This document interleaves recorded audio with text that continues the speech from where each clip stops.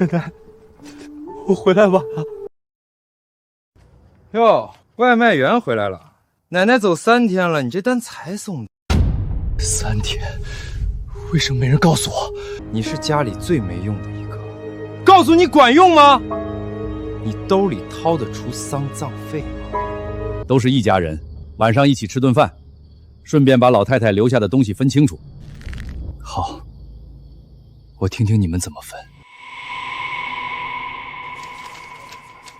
镇上2间门面我管，西边鱼塘归老2，南坡果园归老3，村口宅基地给华子。大哥说的在理，我没意见，我也没意见。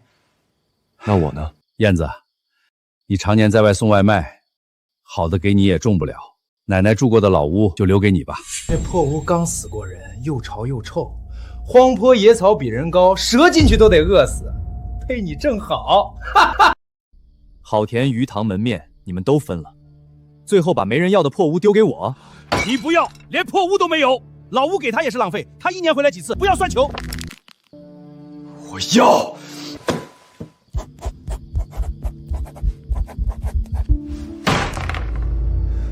白纸黑字，今天谁签了，往后谁都别反悔。后悔？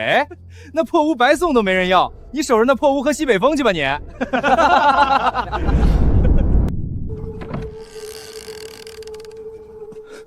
都说奶奶有人照顾，就让她住这种地方。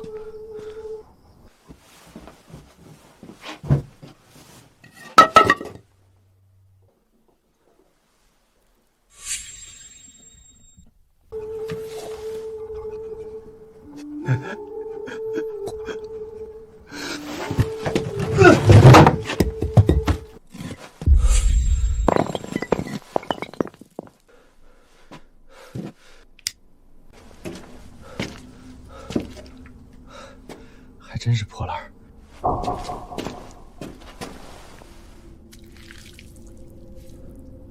这什么东西？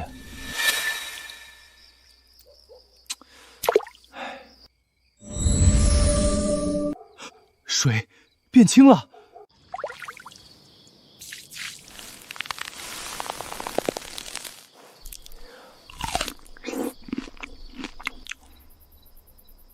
你们以为抢走了好田好地，接住，却没想到奶奶的老屋才是真正的金山银山。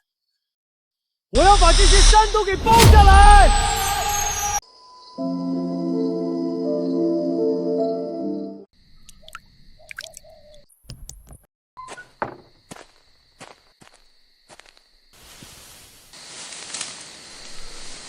这是昨天长出来的蔬菜，玉佩入水，竟然能把菜催生成这样。西红柿能长这么大，那别的呢？这东西绝不能让大伯一家知道。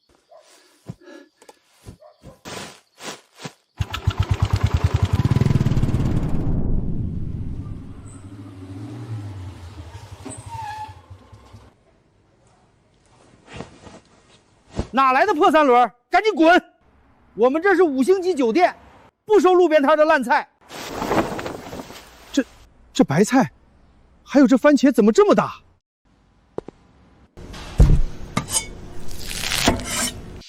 这味道怎么这么香？王主管又收来什么好货了？大厅都闻到香味儿了。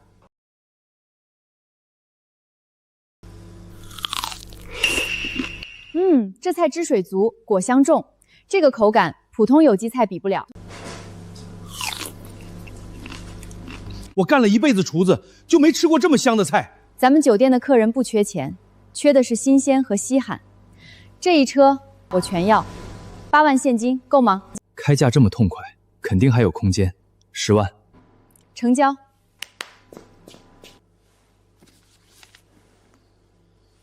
下次有货直接送来，有多少我们要多少。可以。小伙子，买点啥？番茄、白菜、土豆、黄瓜、南瓜、草莓，还有果树苗，我全都要。买这么多，你家有多少地啊？现在不多，以后就说不定了。成，我给你挑最好的。我家院子还是太小了。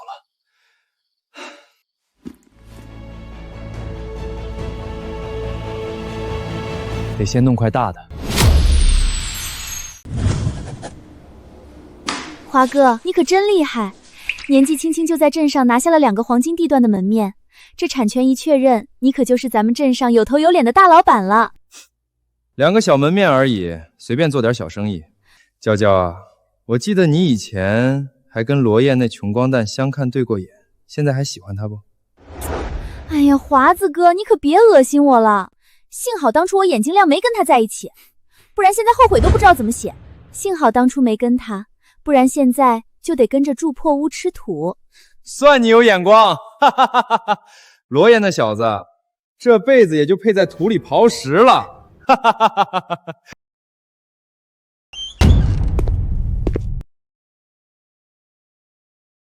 王村长，我想承包后头那座大山。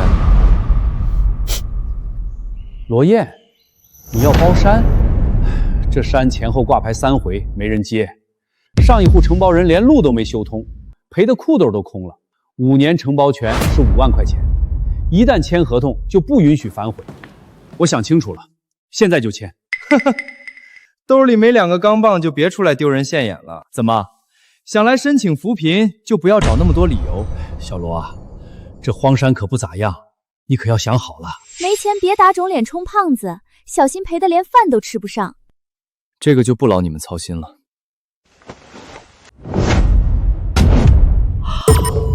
这么多现金，这怎么可能？你一个穷送外卖的，哪来这么多钱？罗燕，这钱，点钱盖章。行，我马上给你拿合同。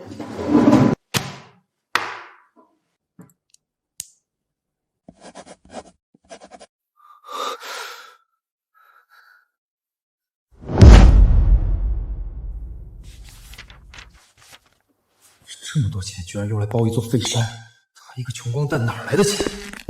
肯定是死老太太生前留下来的钱。好小子，竟敢瞒着大家，绝对不能让他独退。乡亲们都听听，奶奶刚下葬，罗燕就拿5万块去包山。他一个送外卖的哪儿来的钱？不是偷老奶奶的，还能是哪儿来的？这孩子太不像话了，一家人怎么能这么自私呢？老太太活着的时候省吃俭用，肯定存了很多钱，都被他骗走了。燕子，大伯本来不想把事儿闹大，可你奶奶刚走，家里账还没算清，你就拿钱去包山，这事儿说不过去吧？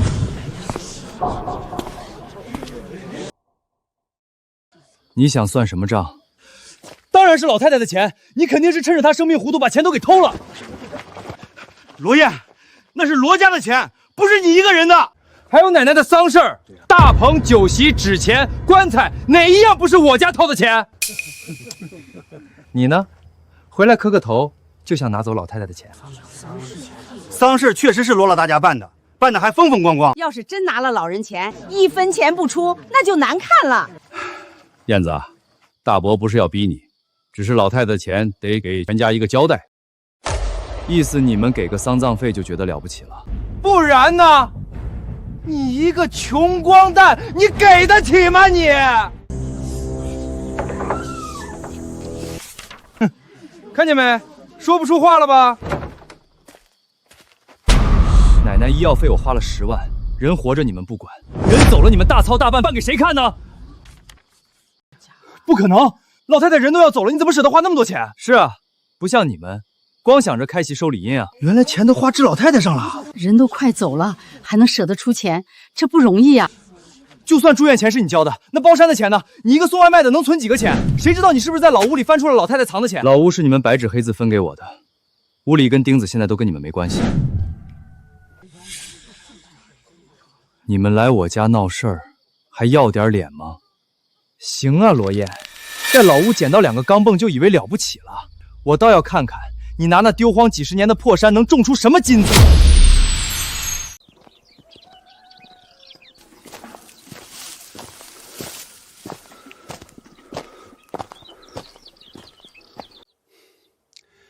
这山都荒多少年了，地薄的跟纸似的。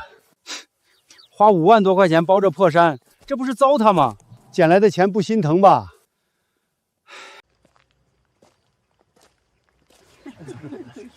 哟，真去山里刨土了？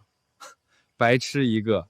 捡到那么多钱就去包个破黄山，那山丢荒几十年了，谁碰赔完蛋。那你可要瞪大眼睛看着我发财了。你没那个命，到时候别求着来我汽修厂当学徒啊！华哥，你还是给点饭吃吧，一家人别做太绝，免得他去说你闲话。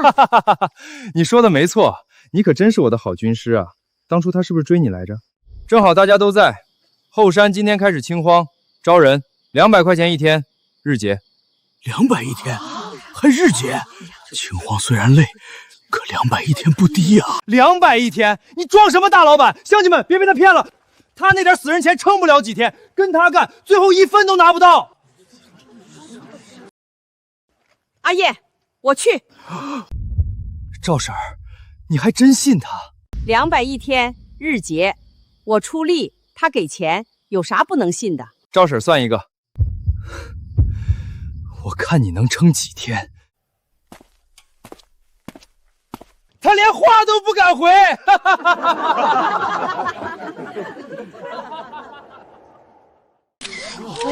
这么大的白菜，是真的还是假的？这颜色，这模样，一看就是有机天然菜。多少钱？我先要了。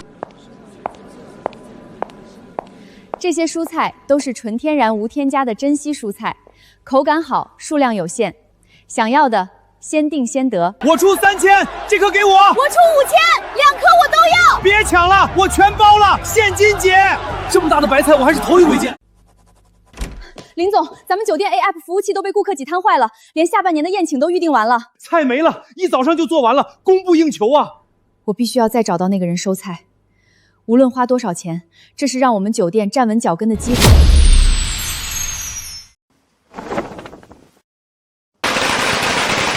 华子，真是不简单啊！这汽修厂一开，以后咱大河镇你就是头一份了。大家伙客气了。我这也就是为了咱村里人方便，不像某些人拿了家里的钱去包什么破荒山，那不是往水里扔钱吗？可不是嘛！罗燕那小子送外卖送傻了，那后山除了乱石就是杂草，他一天300招工，我看他明天就得跑路。当初他追我的时候，我就觉得他脑袋有问题，所以没答应他。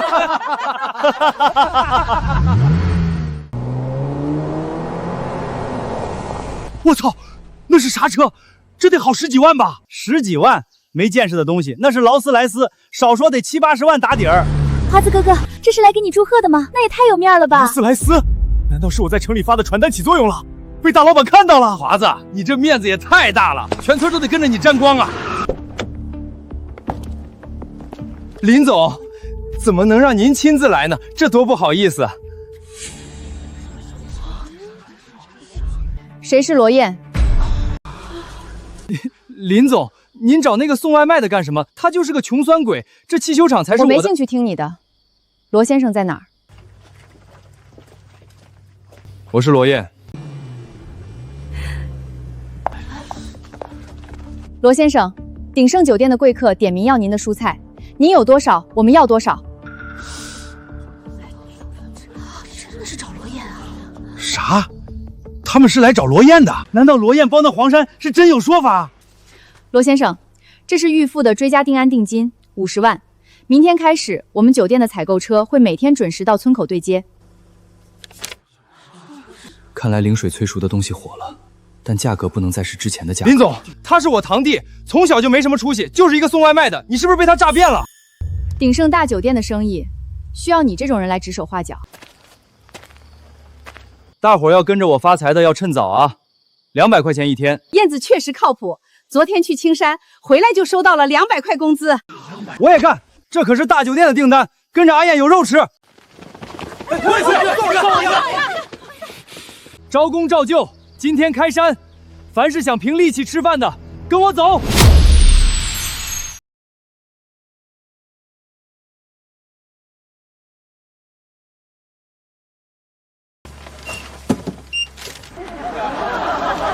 今天还是老规矩，按分级称重，现场结账。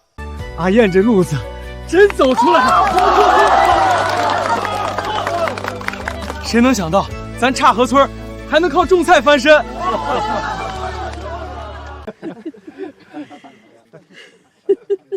要不是当初跟着阿燕清荒，我哪有今天？活该阿燕发财，自己发财还带着全村发财，这才叫本事！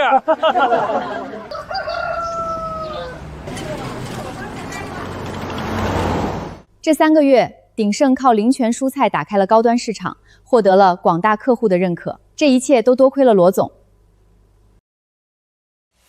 罗先生，合作愉快。以后鼎盛和林泉基地就是一家人。合作可以，品质不能降。放心，以后你拥有鼎盛股份，你也有发言权。以后要称呼你为罗总了。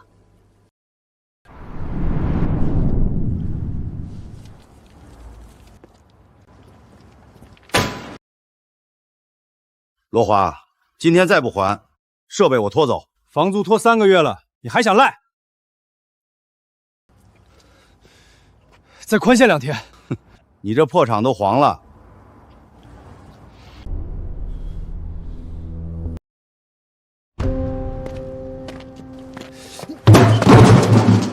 你冲我发什么疯？厂子是你自己开垮的，要不是你天天撺掇我撑门面，我能欠这么多？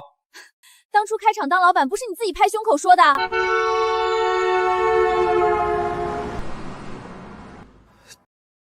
都是罗燕，要不是他把人都拉走了，我的厂子怎么会倒？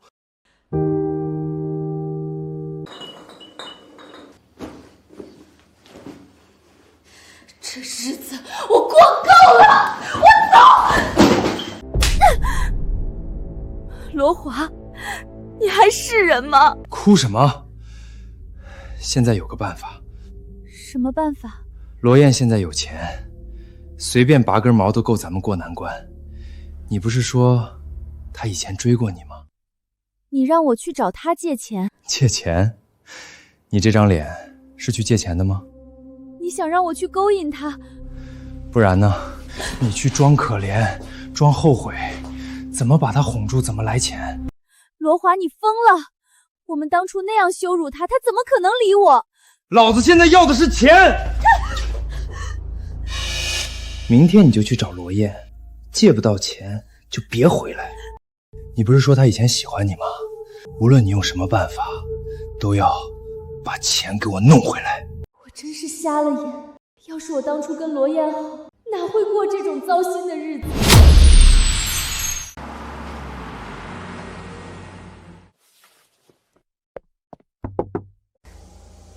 有事儿？罗燕，这么巧啊？不巧，你挡路了。罗燕，我知道以前是我不对，那时候我年轻看人也浅。现在看清了。现在才知道谁是真有本事，谁是装出来的。其实这几年我也经常想起你。罗燕，我今天来不是想让你为难，就是想跟你说句真心话。真心话？我后悔了，以前是我没眼光，可人都会犯错，你就不能再给我一次机会吗？机会？只要你想，我都可以。当初我追你的时候，你说城南那家奶茶好喝，我骑车来回跑了3个小时，送到你手上奶茶都凉了。罗燕，那都是以前的事了。你当时说，一个送外卖的腿脚倒是挺勤快。后来罗华来我家一趟，第2天你就跟我说不合适。罗燕，我那时候不懂事。以前我穷，你嫌我没出息。后来你跟着罗华见我一次笑我一次，灵堂上你站在他旁边，说幸好当初没看上我。现在我有钱了，你说后悔了。林娇娇，你的后悔真便宜。罗燕，我真的知道错了。我不想再看到你。罗燕，你非要这么绝吗？我绝？你当初转身的时候比我绝多了。让开，我要去带大家挣钱了。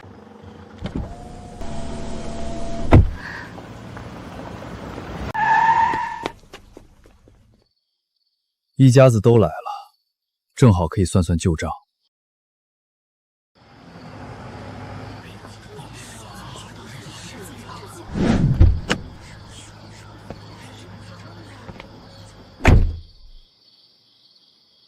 大伯，你们拦我的车有事吗？罗燕，之前是我不对。罗华这是低头了，当初他可没少欺负阿燕。我厂子出了点事儿，手头周转不开。你现在生意做得大，能不能先借我10万？我以后还你。不借。燕子，话别说这么死，不管怎么说，大家都是一家人。你现在跟我说一家人？华子是你亲堂哥，他现在真遇到难处了，你帮一把又不会少块肉。我凭什么帮？你现在这么有钱，基地开得这么大，酒店那边也有股份，10万块对你来说不就是抬抬手的事吗？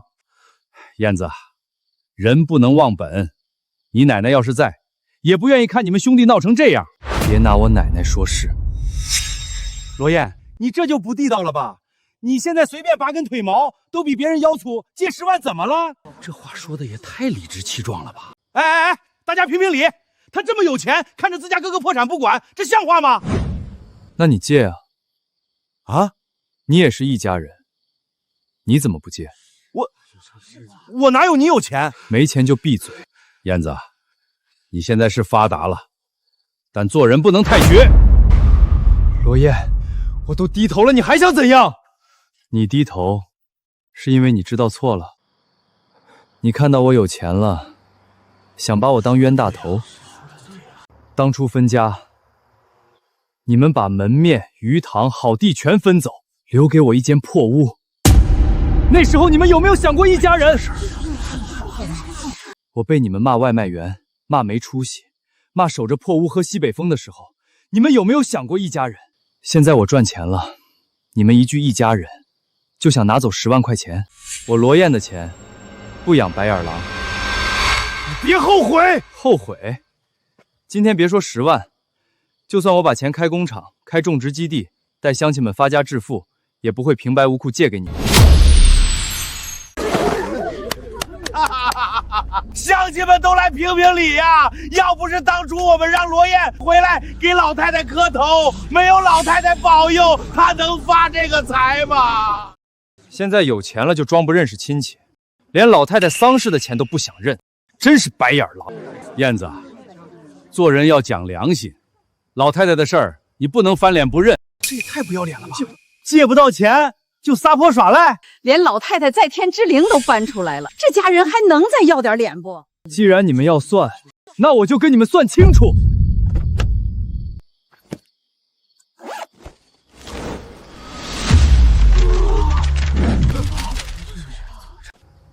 这些年我在外面挣钱，月月给奶奶打钱，结果奶奶却连病都没看上。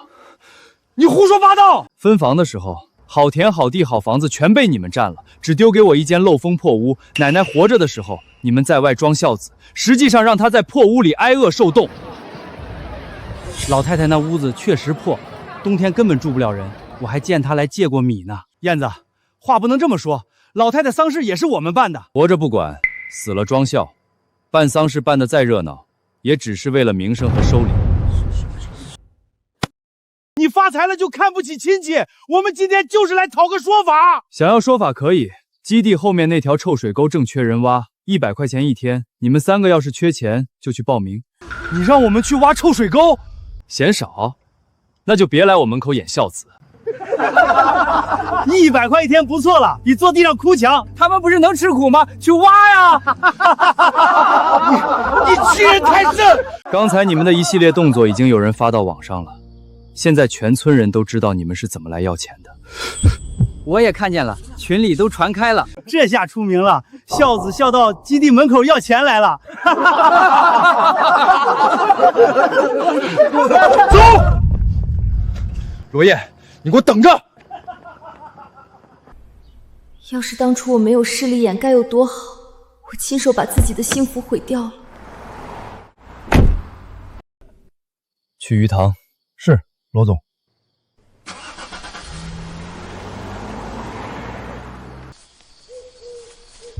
蔬菜已经试出来了，接下来该是水产了。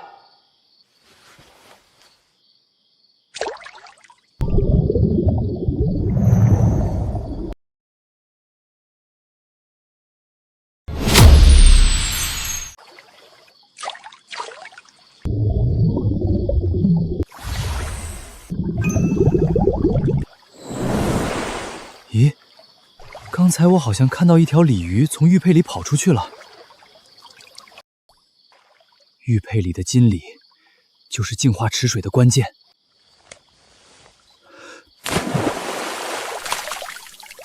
小鲤鱼不光能养菜，连池塘也能改变。水产这条线成了。林总，你们这儿的蔬菜虽然绝佳，但顿顿吃素，咱们这肠胃也受不了啊。是啊，这半个月天天吃草，我感觉自己都要变兔子了。要是没点像样的荤腥，以后我们可不来了。罗总，最近营收掉得很厉害，客人也都吃腻了蔬菜，再这样下去，酒店生意怕是要撑不住了。你放心，我早考虑到这个问题，好东西马上就送来。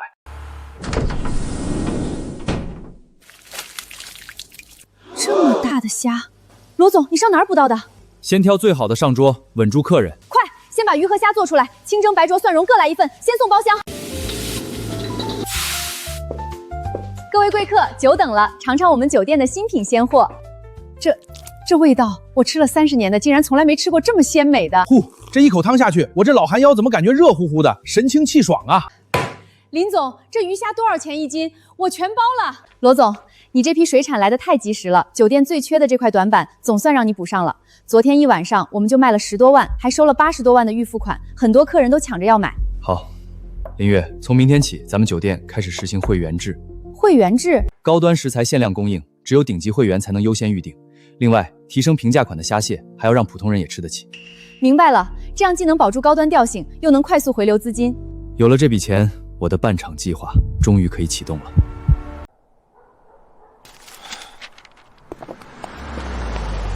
罗华，听说你堂弟办的公司也很红火啊，你俩是亲堂兄弟，他怎么忍心见你惨成这样？我都不忍心看下去了。别提那个杂种，总有一天他会比我还要惨。我看你也是个人才，不如就跟我混吧。咱们这号人就喜欢六亲不认的人。华哥，我欠你钱那么久，您还愿意要我？钱是钱的事儿，人是人的事儿。连你们都肯帮我，我亲兄弟就是不肯帮我。咱们讲的就是道义，你好好干。汽修厂这点钱只是小钱，哥带你走康庄大道。罗烨，你等着瞧。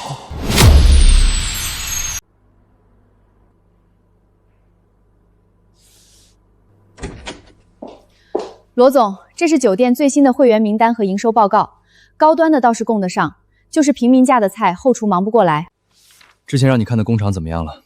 城外有家废弃加工厂，设备旧了点，但厂房、仓库、冷仓都还在。要是能盘下来，果汁、罐头、鱼罐头、蔬菜成品都能统一加工。位置怎么样？离村里不远，离公路也近，最适合你现在扩大生产。好，就它了。以后酒店负责验证菜品打名气，工厂负责把爆款做成标准品。我明白了，罗总，你是打算高端款留在酒店卖会员价，平破款进工厂做果汁、罐头、鱼干和预制菜。罗总，难怪你能走到今天，原来你看的从来不是眼前这点销量。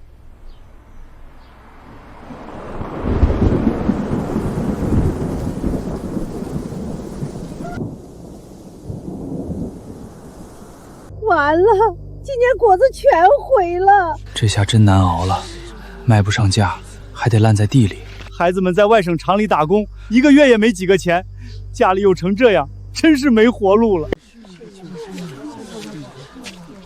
果子没全废，都砸成这样了，还能卖给谁？鲜果卖不了，就把好的挑出来，进厂做果汁、果酱、罐头。我准备盘下城外工厂，村里以后统一收果、收菜、收鱼，能做果汁，也能做鱼罐头和蔬菜成品。以后大家伙就不用靠天吃饭了。罗总，你真要办厂？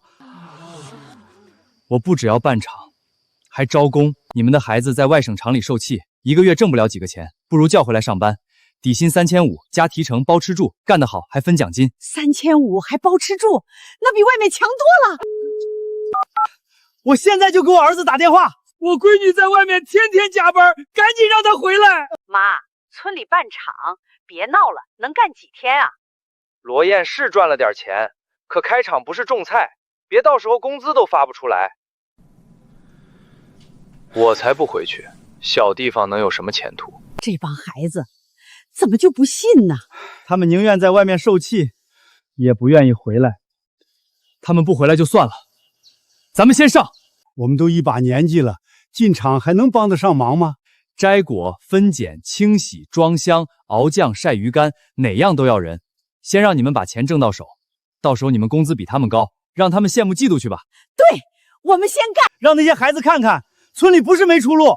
阿燕带我们干，我们信。欠了花哥的钱还想拖？厂子卖了，不就什么都还上了？这厂是我半辈子的心血，我不能随便卖呀。卖家，我都联系好了，今天签了，有钱。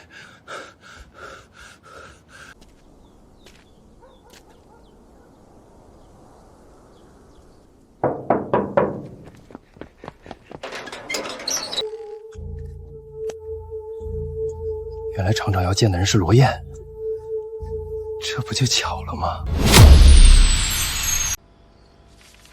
罗总，你是真心想买我这厂，还是随便过来看看？我只是个种地的，没那么多弯弯绕绕，就是想让村里种出来的果子能卖个好价钱。厂子是旧了点，可地段、厂房、设备都还在，只要你肯接，马上就能开工。马上开工不难，难的是先把你窟窿补上。你这厂子看着是个壳，里头欠着的债可不少。你连这个都清楚？既然要买，我总不能只看厂牌和厂房。我接手这家厂，等于先买下一堆旧设备和债务。这个人哪是什么农民，账查的比银行还清楚。看来想卖高价是不可能了。罗总，那你给个价吧。我接手债务，抚发工人拖欠工资，但收购价必须压下来。给个痛快话，到底多少钱？300万，现金。300万，这也太低了。我们当初最好的时候，一个月利润都不止200万。当初是当初，现在银行催贷，供货商堵门，工人工资拖着，你们厂子停一天就多亏一天。你要是等清拍，价格只会更低，工人工资也未必有人接。况且现在能立刻拿出现金还愿意接债务的人不多。你脸上的伤，不是摔的吧？没事儿，小伤。债主打的。厂里还有几十号老工人，他们跟了我半辈子。我最怕的就是他们拿不到钱，都怪我连累了他们。我买厂不是为了捡便宜，是为了让它重新开起来。合同签了，工人的工资我优先结清，不会让你难做。罗总，你说话算数。我种地出身，别的本事不多，说出去的话一口唾沫一个钉。好，300万就300万，只要工人有饭吃，这厂交给你总比被人拆了强。我不同意。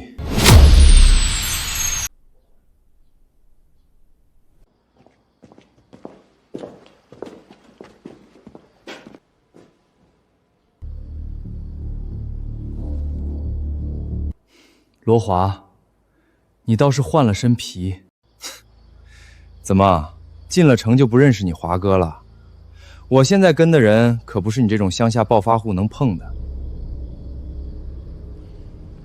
他的伤是你打的，你怎么堕落成这个样子？罗燕，才多久不见，你还真把自己当个人物了，还敢来教训我了？我不是教训你，我是告诉你，路走偏了。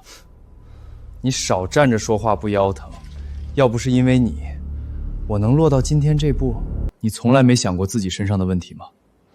就算真有横财落到你手里，自己不争气，也一样守不住。你少跟我扯这些没用的东西。现在你想买厂，就得我点口。我买这家厂，不是为了跟你斗气，是想把它重新开起来。村里刚遭了冰雹，果子卖不出去，大家都指着这条活路吃饭。罗华，你也是这个镇上的人，在大是大非面前，应该不会故意挡道吧？少拿镇上的人压我，农村那点小打小闹，我早就看不上了。你还守着几块地、几个鱼塘当宝贝，我的眼光已经放到县城了。所以这家厂，你买不了。罗华，这是我的厂，我卖给谁，轮不到你说了算。你的厂，你欠的钱还清了吗？这家罐头厂经营不善，早就抵押给我大哥了。你想签字可以，可没有我点头，这合同就是一张废纸。你想怎么样？简单，你想买场子，可以。先给我磕个头。罗华，你别太过分了。你也别急着替他说话，你欠的债还在我大哥手里，真惹急了，别说卖场，你连这办公室都走不出去。还有，你那点菜地鱼塘加上酒店股份，全都打包卖给我。我念在咱俩好歹是堂兄弟，出1万块买了。你现在卖还能拿点钱，等我不高兴了，你可就1分都拿不到了。1万块买我的产业，还要我跪下谢谢你？不然呢？你以为自己兜里有2个钢镚就能跟县城里的人掰手腕了？罗燕，你那点本事，在村里吓吓人还行，出了村谁认识你？今天这字儿，只要我不同意，谁也签不了。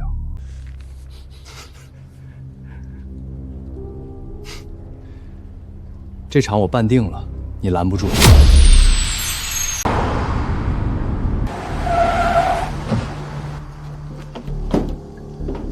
华哥说了，跟罗燕做生意的，一个都别想好过。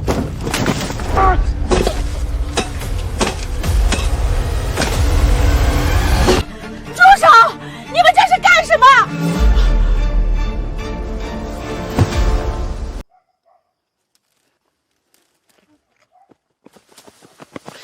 你们撒手！别动我果子！你们这群畜生！去你的吧！你们还有没有王法？少废话！华哥说了，谁敢帮罗燕卖货，谁就别想安生。都是一家人，咋差距那么大呢？人家罗燕是带我们挣钱，他罗华这是跟全村人过不去。他以前再混，也没干过这种事儿，现在连赵婶都敢打了，果子被冰雹砸了，好不容易有条活路，他还要把路堵死。阿燕，别管我们了，他们这帮人什么事儿都做得出来。我们这瘦胳膊少腿，要不你去给人家服个软，道个歉，反正你们都是一家人。放屁！他们这票人，你越怕他们，他们就越得寸进尺。大不了老子不要这条命，跟他们拼了！别冲动，好勇斗狠只会让问题变得更复杂。砍树也好，砸果子也好，我都能跟他算。可他连赵婶都敢打，这事儿不能就这么过去。都听好了，从今天开始，这条路我说了算。谁敢接罗燕的生意，谁就是跟我罗华过不去。太欺负人了，还让不让人活了？这是要把我们全村往死里逼啊！他不是要带全村挣钱吗？我就让全村人看看，跟着他连货都出不了村。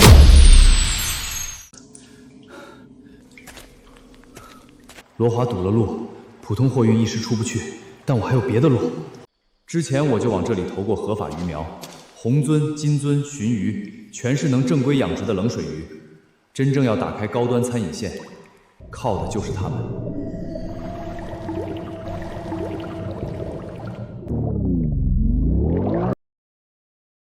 成了，罗华赌的是散货运输，可这些顶级冷水鱼根本不用散卖，一条鱼就能顶几车果子。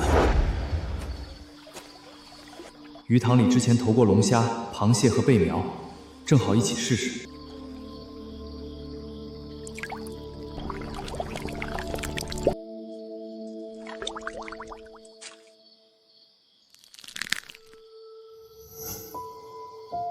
还有意外收获。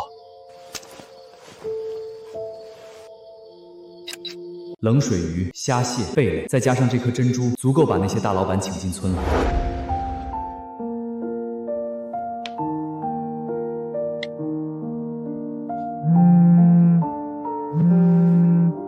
罗总，你这是从哪儿弄来的？红鳟、金龟、鲟鱼，还有这么大的龙虾和粉珍珠？货是真的，手续也是真的，你负责联系老板。好，酒店圈、私宴圈、珠宝圈，我全都请过来。罗华，你以为堵住一条路就能断我的财路？明天我就让你看看，真正的生意是别人抢着送上门。华哥说了，运货的车一辆都不准出去。让路！让，老板您慢走。这车牌好像都是县里有头有脸的人啊！赶紧给华哥打电话。事儿办得怎么样了？罗燕的货还出得去吗？华哥，货车是没出去，可进来了一堆豪车。豪车？对，一个比一个来头大，我们不敢拦，全放进村了。这么多大老板跑到村里去干什么？罗总，你说的顶级水产就是这里？各位贵客，先看看普通糖货。这还叫普通糖货？这么大的螃蟹，我做餐饮这么多年都没见过。这批螃蟹我包了，龙虾我要，价格你开。贝类呢？罗总不是说还有极品贝类？鱼塘这批货能定多少定多少，今天先按到场顺序排。好，螃蟹给我排第一批，龙虾我也要一车，贝类给我留200斤。罗总，光鱼塘这批预定款就到账86万。罗总，你说的冷水鱼呢？在冷水洞，跟我来。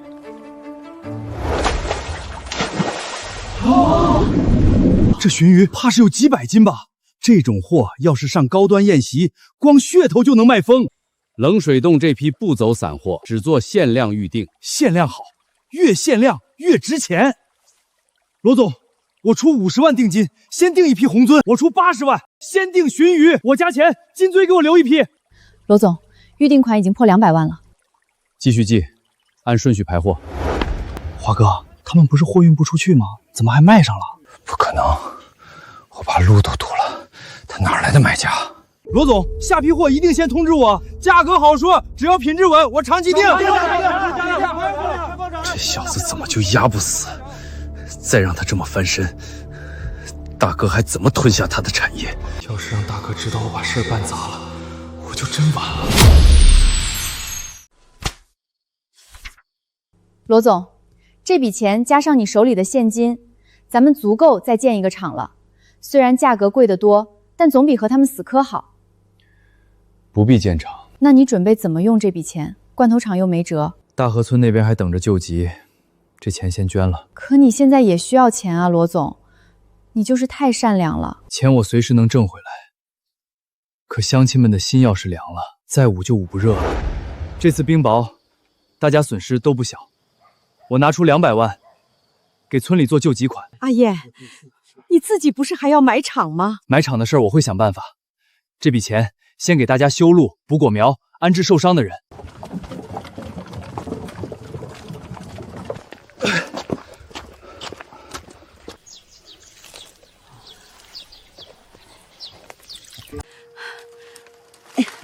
没事。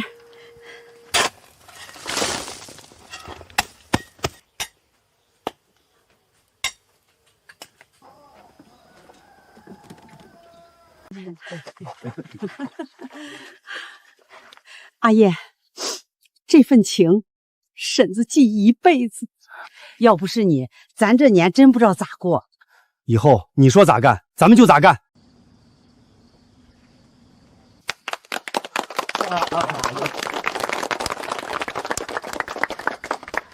大家伙放心，眼前的困难只是暂时的，用不了多久，我们就可以开始挣钱了。200万，他不拿来孝敬亲戚，居然拿去捐给村里那些外人。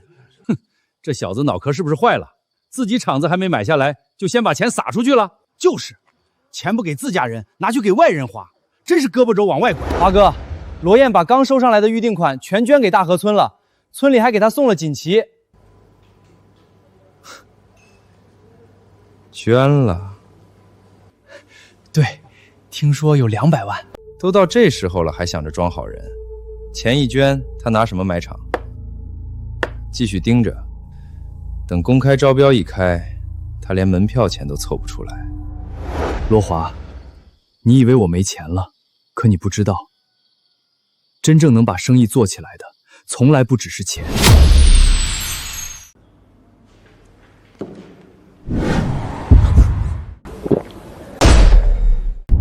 明天那场招标，谁敢去，谁就是不给花哥面子。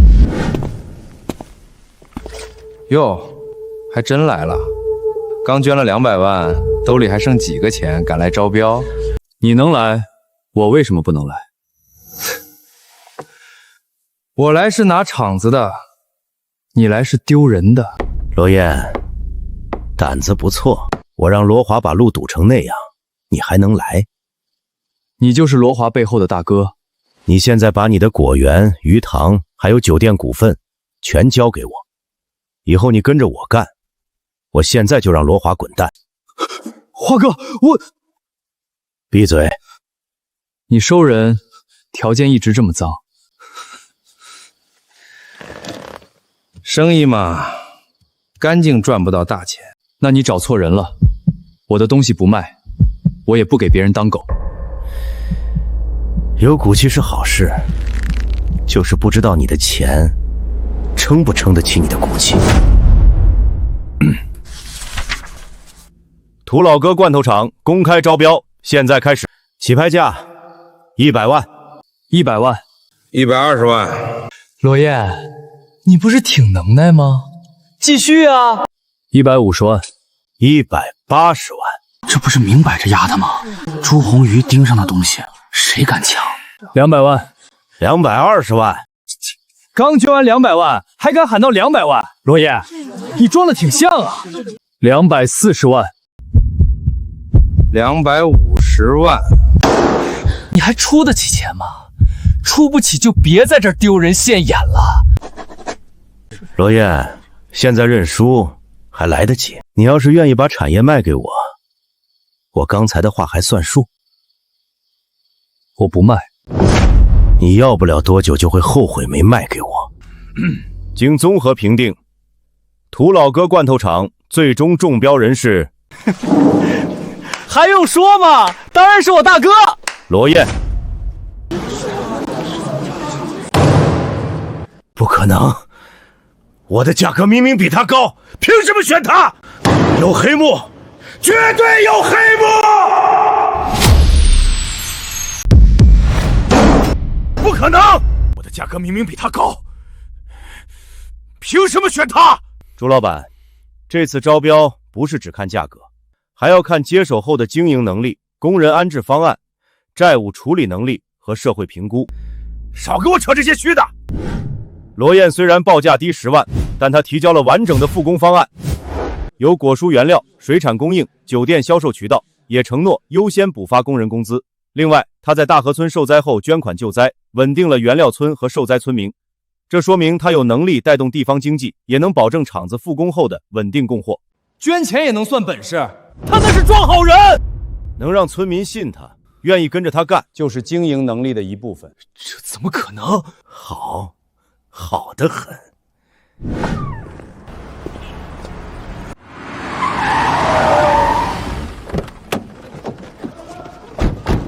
罗燕，在里面靠几张纸赢了，不代表你真能拿走这家厂。你想干什么？签了，2万块，把你刚中标的厂子和相关权益转给我。2万块不少了，够你回村继续种地。2万块，嫌少？你也可以1分钱不要。罗燕，你一个人，没背景，没靠山，真以为中标就能翻天？不想死，就把字儿签了。刚才在里面不是挺硬气吗？现在出了门，你再硬一个给我看看。白纸黑字抢不走，就准备带人硬抢。我只看结果。今天你签，厂子归我；你不签，后果自负。罗燕，你不是喜欢带全村致富吗？你要是被打废了，我看谁还跟你干。谁敢动阿燕下试试？罗燕帮我们渡难关，你们现在还想抢他的场，还有没有王法？堵路、砍树、打人，现在又来逼签合同，你们真当我们大河村没人了？阿燕拿自己的钱救我们，今天谁要欺负她，先从我这个老太婆身上过去。罗华，你个没良心的东西！阿健是带大家吃饭的人，你倒好，跟外人一起害他。你们少多管闲事儿！多管闲事儿？阿燕的事儿就是我们全村的事儿。对，谁敢动罗燕，就是跟全村过不去。罗华，你还有脸站这儿？你砍我们的树，堵我们的路，还打赵婶儿！你一家子以前就没良心，现在更不是东西。罗燕，今天算你运气好。不是我运气好，是你小看了人心。咱们走着瞧。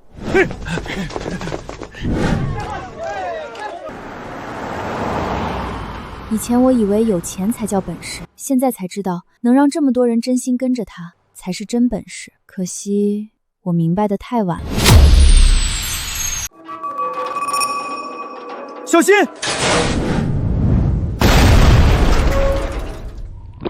大爷，多亏您提醒。哎呦，年轻人，你这命大呀！这破牌子晃好几天了，我天天盯着，就怕砸着人。大爷，您这病怎么不去医院？去啥医院啊？厂里大半年没发工资，米缸都快见底了，我这还算能撑的。厂里有人孩子学费交不上，有人老人要钱断了，都指着这厂子活命呢。听说今天新老板要来。新老板，这破厂谁接谁倒霉，谁还管咱们死活？万一人家愿意发工资呢？别做梦了，谁会拿自己钱填别人窟窿？我买下的不是一座厂。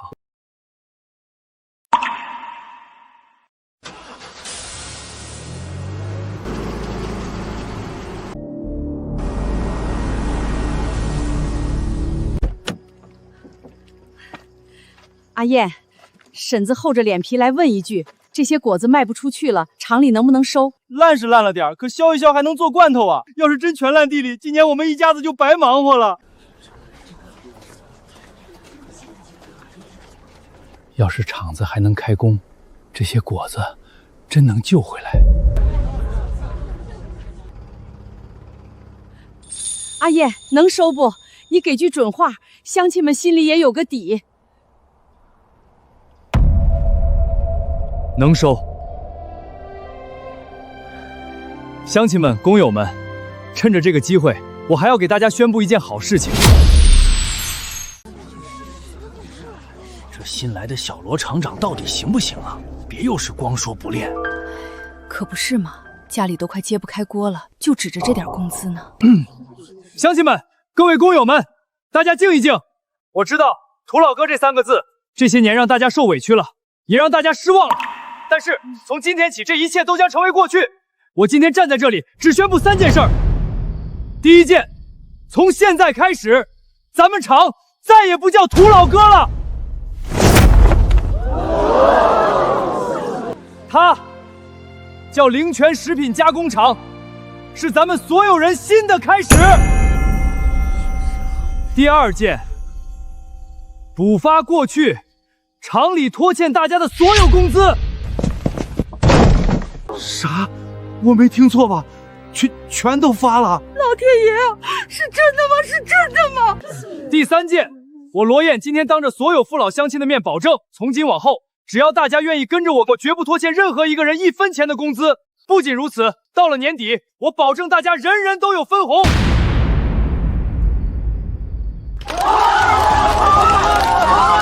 小罗厂长牛逼！小罗厂长牛！还好有燕子，这下我们有救了，咱们的日子有盼头了。镇上的原料、县里的市场，再加上酒店这条线，这盘棋总算是彻底盘活了。今年这果子真邪乎，个头大，水分足，甜的齁嗓子，还不是罗燕的独门秘方药水管用。以前看天吃饭，现在这收成翻着番往上涨。镇上要，县城要，酒店也要，咱这果子终于不用烂地里了。这一网比以前半个月倒的都多。鱼虾也是高产，鱼苗活得多，长得快，个头还大。这批送镇上，下一批送县城，酒店那边还等着呢。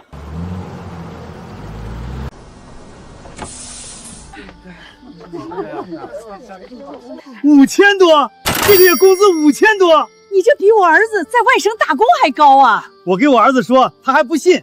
我把工资账拍过去，他半天没回话。我家那小子已经买票回来了，说外头再好也不如回村跟着罗燕干踏实。多亏了罗燕啊，不然咱哪有今天这好日子？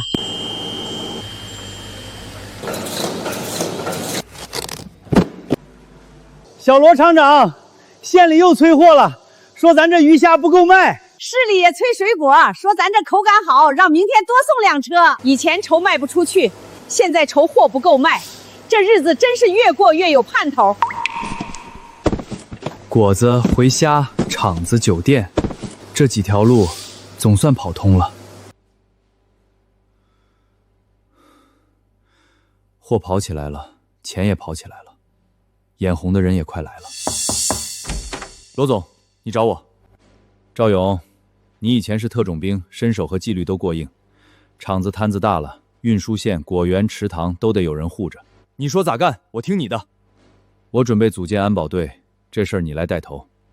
放心，我当过兵，我把我战友们一起叫来，以后谁敢动咱村的货，我第一个不答应。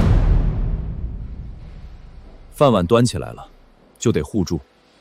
谁敢砸乡亲们的饭碗，我就砸他的锅。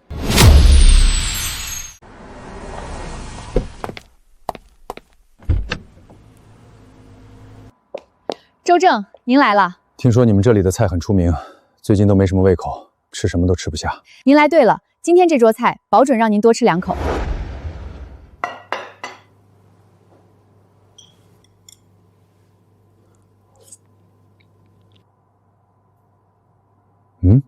周正，怎么了？周正，您慢点儿。这些菜哪儿来的？来自林泉食品加工厂供货，罗燕是那个厂的老板，也是我们酒店的大股东。好，我先下1000万的单，后面还有。周总，您下1000万的单？只是开始，后面还有更多。货要稳，别给我掉链子。罗燕，省城龙头企业老板周正那边定了，先下1000万的单，要求我们最快时间送货。还有别的要求？有，他希望我们在省中建一个站点，方便以后集中供货。可以，省城站点确实该搞了。灵泉不能只卖嘴上的生意，得做成一条能赚钱，还能让大家日子好过的路。罗总，全装好了，这趟要是稳住，咱厂就真打进省城了。路上我亲自盯着，货重要，人更重要，路上别大意。罗燕到底哪来的钱？天灾人祸都砸他头上了，他还捐款补工资盘厂子，现在又接省城1000万单。他就算把山卖了，也凑不出这么多现金。这小子到底是从哪儿蹦出来的？华哥，我知道一点。说，罗燕以前就是个送外卖的，穷的全村都知道。他是分到奶奶那间老屋之后，才突然发家的。老屋？对，当时全村都笑话他捡了个破烂，可他搬进去没多久，就包山养鱼开厂，钱跟流水一样往外拿，这里面肯定有事儿。盯住那批货，我倒要看看，你这钱到底是从哪儿来的。这趟路那边人杂，路上你一定小心。罗总，您放心，货在人在。今天这单能成，大家都有功，厂里每人发1000块奖金。罗总，真的假的？真的。罗总，你是我见过最好的厂长，我这工资再加这1000块，比我儿子在外省打工还高。我跟我儿子说，他还不信，非说我吹牛。我家那个更绝，听完直接连夜买票回来了，说要回来看看这厂到底有多硬气。跟着罗总干，心里踏实。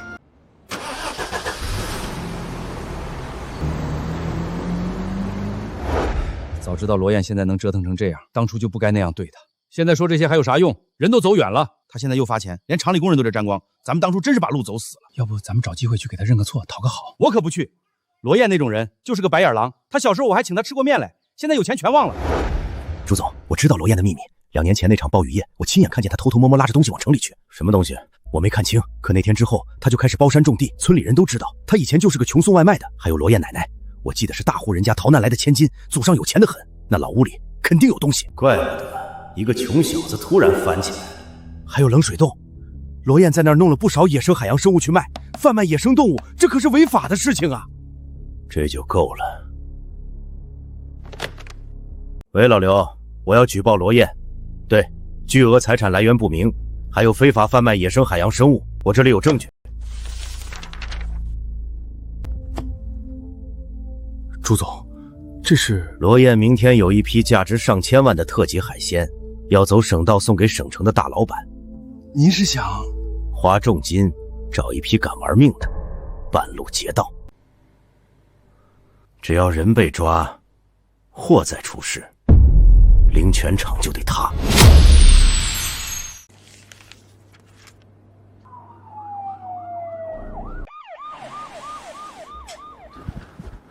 同志，你们这是？罗燕在不在厂里？在办公室呢。啥情况？谁犯事了？咋警察都来了？不知道啊，看着是往办公楼去的。不会是外头有人闹事吧？罗燕，你事发了，赶紧滚下来认罪伏法。他谁呀？咋一张嘴就这么损？同志，找我，罗燕。我们接到举报，你涉嫌倒卖国家珍稀野生动物以及巨额财产来源不明，请你配合调查。啥？倒卖野生动物？这不胡扯吗？同志，你们是不是搞错了？罗总是好人啊。相关情况我们会查清楚，在调查期间，厂子也需要依法配合检查。查就该好好查，这种来路不明的厂子不查才怪。同志，罗总真不是坏人，他给我们补工资，还给村里收果子。他要是坏人，那谁还能算好人？肯定是有人眼红。罗总刚接了省城大单，马上就有人来举报，这也太巧了吧！我们厂好不容易活过来，不能说查封就查封啊！什么好人？你们都被他骗了，他就是个倒卖生物的贩子。罗燕，你不是很能耐吗？捐款、补工资、接大单，钱从哪来的？今天你倒是给大家说清楚啊！朱鸿飞，你来的这么快，看来这举报跟你挺熟啊。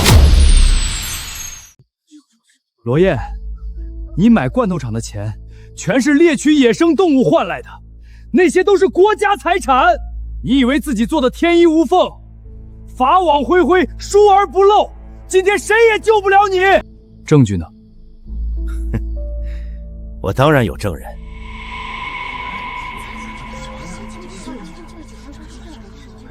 我来作证。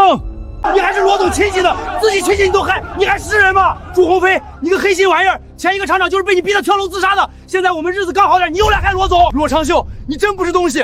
罗总发达了没往村里，你倒好，转头就来捅刀子。都安静，一个一个说。罗燕以前就是个穷送外卖的，自从继承荒山和老屋，突然就发财了。我亲眼看见他卖鲟鱼，那些东西都是冷水洞里的，都是荒山里的国家生物资源。我这是大义灭亲！你放屁！你们这帮生儿子没屁眼的黑心玩意儿！罗总救了我们厂，救了我们一家老小，你们这是想把我们饭碗砸了呀！不管怎么说，都改变不了罗燕你违法的事实，下辈子就在里面过吧。罗燕，举报内容很严重，请你配合调查，如果没有相关手续，厂子也要依法查封。罗燕，怎么不说话了？怕了？我还以为你是什么枭雄人物，没想到也是个下三滥货色。你都死到临头了，还嘴硬！林月，去楼上办公室，把我抽屉里的东西拿下来。好。别白费力气了，你现在乖乖认罪伏法，还能争取宽大处理。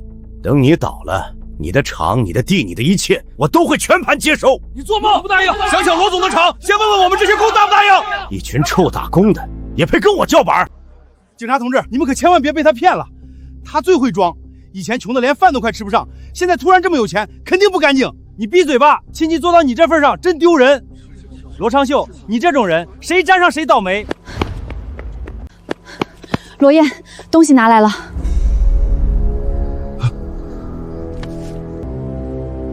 同志，证据在这儿。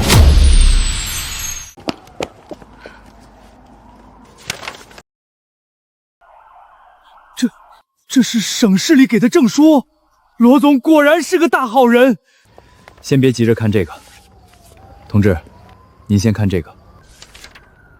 朱鸿飞以前强买强卖，放高利贷，逼着不少厂子贱卖，这些都有记录。前一个厂长就是被他们逼到跳楼的。朱鸿飞，你还是人吗？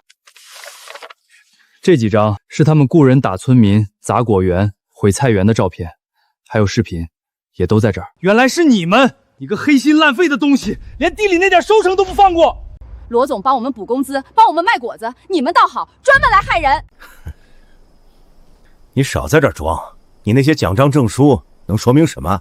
你钱来路不明，照样有问题。你急什么？朱鸿飞，你涉嫌多项犯罪，我们已经跟踪你很久了。今天过来本来就是为了抓你。你们为什么抓我？你涉嫌强买强卖、放高利贷、雇凶滋事、寻衅伤人，现在依法对你进行抓捕。我报的警，你们抓我干什么？举报不代表你就干净，你的证据我们早就掌握了，不过小罗同志提供的更丰富。罗燕，你别得意，你给我等着！抓得好！这种人早该抓了。你不是挺能吗？现在怎么不叫了？罗燕同志，谢谢你配合。你们厂这段时间的情况，我们都看在眼里。像你这样的好企业家，我们肯定不会轻易上门，应该的。罗燕，你以为这样就结束了吗？你的货还得完。罗总，赵勇已经押着那批货走了，会不会出问题？周老板那边不好惹，这单要是出一点岔子，以后合作就全悬了。朱鸿飞那人心狠手辣，肯定不会善罢甘休。我也觉得不踏实，怕他再整幺蛾子。这单要真出事儿，咱厂就麻烦了。没事儿，我早料到他会动手。罗总，那可是省城的大单，真不能大意啊！要不我们报警吧？做生意，走一步看三步，等刀架到脖子上就已经太晚了。这批货你别只走一条路。罗总，你是说真货走水路，假货走陆路，按我的路线走？罗总，还是你想的周到。路要是太顺，反而容易出事。明白，我照你说的办。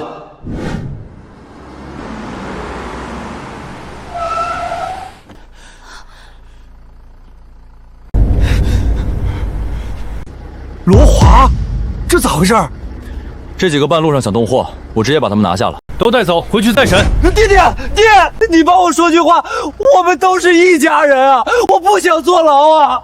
你自己是个啥玩意儿，心里没数吗？吃里扒外的东西。你现在知道喊弟弟了？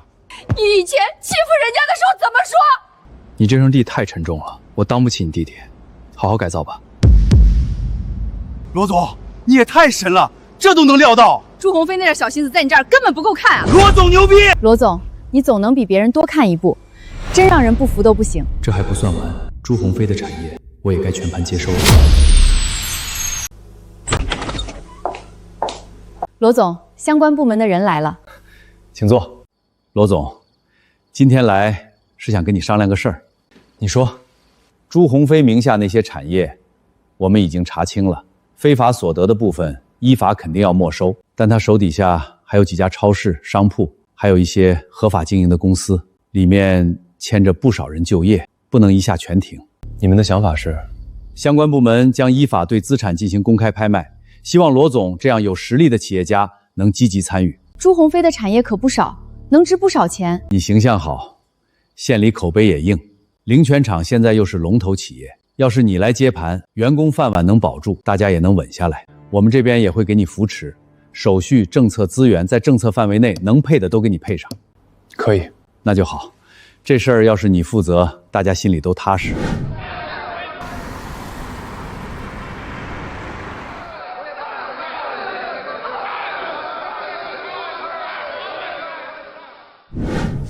省城的度假村也一起收购，有点远吧？这度假村听说效好一直在亏钱，朱飞鸿当初一直想脱手，没人要。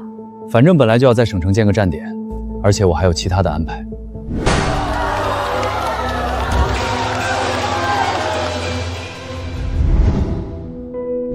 罗燕，我是来求你的。罗华他知道错了，有话直说。我想请你念在亲兄弟的份上，给他写个谅解书，少判2年，早点出来。他真的知道错了，求你高抬贵手，给他一条路。大伯，他不是一时糊涂，是一步步把事儿做绝了。我要是替他开这个口，对不起厂里这些人。罗燕，抛开过去不谈，他总归是你哥哥呀，咱们都是一家人。他害人的时候就该想到今天这一步，该咋判咋判。谅解书我不会写。罗总，朱鸿飞那边的产业，咱们现在基本都接下来了。这么一来，咱厂的摊子是真铺开了。就是省城度假村可能有点风险。度假村对别人来说有风险，对我而言，也许是新的机会。1个月前，灵泉厂还只是县里一座快倒闭的破厂，现在朱鸿飞留下的超市、商铺、仓储、冷链都汇并了灵泉。从此以后，灵泉食品加工厂正式升级为灵泉集团。县里是根，省城是口子，这一步站稳了，灵泉就能把货卖到更远的地方。罗总，这个度假村项目之前亏得很厉害，朱鸿峰砸了几千万都没盘起来。位置不错，有山有水，底子还在，有风景。可价格不低，位置太偏僻了，周围没什么人，还只是烂尾半成品。如果想要运营，接下来还要继续投钱啊。项目废不废，也得看落在谁手里。罗彦珍把沈城那个度假村买下来了。我早就知道，他就是有俩钱烧得慌。听说那项目挺大，大有啥用？那就是个赔钱坑。朱鸿飞都砸手里了，他罗燕还当宝贝买回去。你咋知道？我亲耳听见的。一个度假村你都能砸成这样，几千万丢进去，连个响都没有。周总，我错了，您再给我一次机会。没人接，你就自己填这个窟窿。老板，您放心，我只要把罗燕的秘密挖出来，就足以弥补亏损了。你就看着吧，罗燕这回买的不是度假村，是个大窟窿。那他要真赔了呢？咱家也有人在厂里上班，赔才好。他不是能耐吗？这回看他咋翻身。罗总，出事了！怎么了？周正那边发来通知，说我们严重违约，没有把货送到，要我们赔偿违约金。可那批货明明是赵勇亲自送过去的。看来，省城这盘棋开始落子了。赵勇，那批货到底怎么回事？林总，那批货是我亲自押送的，我可以保证，货肯定送进了他们仓库。他们现在说没收到。不可能，我当时不放心，还特意和对方拍了视频，交接单我也签了，数量、箱号、时间我都看过，没问题。赵哥，货我们点过了，没问题，您在这签个字就算交接完了。行，哥几个回头喝两杯。你被人下套了。妈了个巴子，罗总，我真没想到他们会来这一手。根据合同，如果认定我们没按时交货，要赔上千万违约金。更麻烦的是，周正之前打来的预付款已经拿去买度假村了。罗总，是我害了你，要不是我签了那个单子，也不会出这事儿。勇子，这不怪你。罗总，可货是我送的。对方有备而来，坑早就挖好了，换谁去，结果都一样。罗总，那现在怎么办？最近拓展太快，酒店这边账上的钱也不多。喂，罗总，省城的周老板要和你单独见面。行，我去见他，我倒要看看他葫芦里卖的什么药。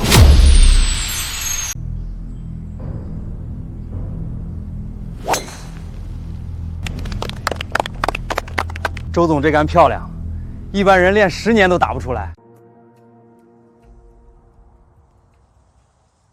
罗燕，你来的挺快。周总找我，当然得来。别叫得这么客气。今天找你来，不是喝茶，是算账。你货没送到，钱和违约金都得赔。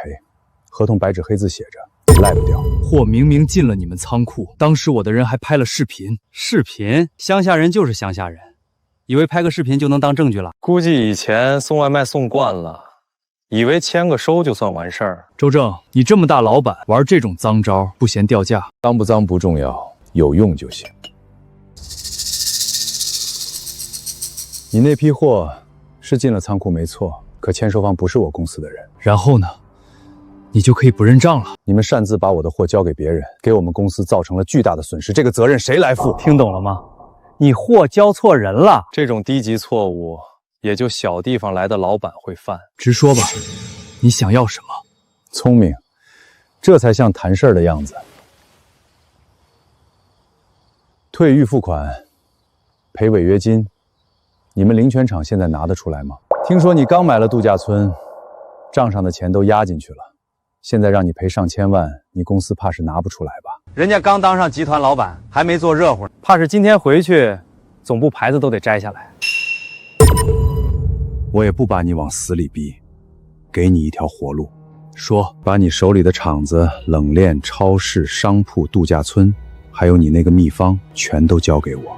我可以不追究这次违约责任，还大发慈悲给你100万。100万，就想买我全部家底？罗燕，你别嫌少，你以前送外卖，100万够你跑几辈子了。周总这是心善，还给他留点饭钱。要我说，1分钱不给，他也得乖乖把产业交上来。我就说，朱鸿飞没这个脑子，什么意思？举报、截货、度假村违约通知，一环扣一环。朱鸿飞没中货散，顶多会咬人，不会下棋。你才是朱鸿飞背后的老板吧？看来你也不算太笨。朱鸿飞拥有的一切本来就是我的，你真以为这个便宜有那么好捡？可惜，你知道的太晚了。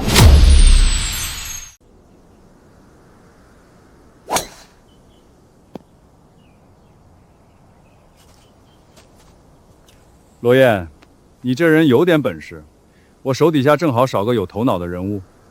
什么意思？朱鸿飞那个位置空出来了，你要是愿意跟我干，我给你的权限比朱鸿飞还大，保证让你吃香的喝辣的。罗总，这可是周总抬举你，多少人想攀都攀不上。你有秘方，有脑子，跟着我省城这块盘子，你也能分一口大的。我自己的饭碗端得挺稳，不用跪着吃别人的。敬酒不吃，吃罚酒。我不爱喝别人递来的脏酒。你别把自己太当回事了。你扳倒的朱红林，就只是我手底下一条狗，听话就牵着，不听话就弃了。打败一个弃子，就真以为自己赢了？这些年，他替我干了不少脏活，现在被盯上了，我正好顺手丢掉。你收购的那个度假村也是我不要的烂摊子，几千万砸进去，半死不活，卖没人要，留着天天亏。那地方狗路过都嫌荒。你倒好抢着接，罗燕，我还真得谢谢你替我把坑填了。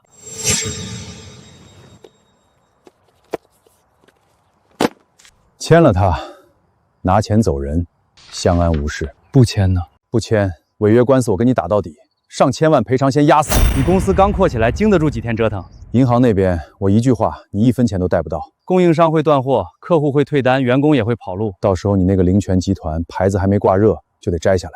还有你那个秘方，你以为我查不到？你亲戚里有的是人想卖你，是吗？罗燕，你一个送外卖出身的乡下小子，能爬到今天不容易。我给你100万，是给你留条后路。拿钱走人，起码还能当个富户。最后问你一句，签还是不签？周正，你这不是谈生意，是抢饭碗。可惜，我罗燕的饭碗端不走。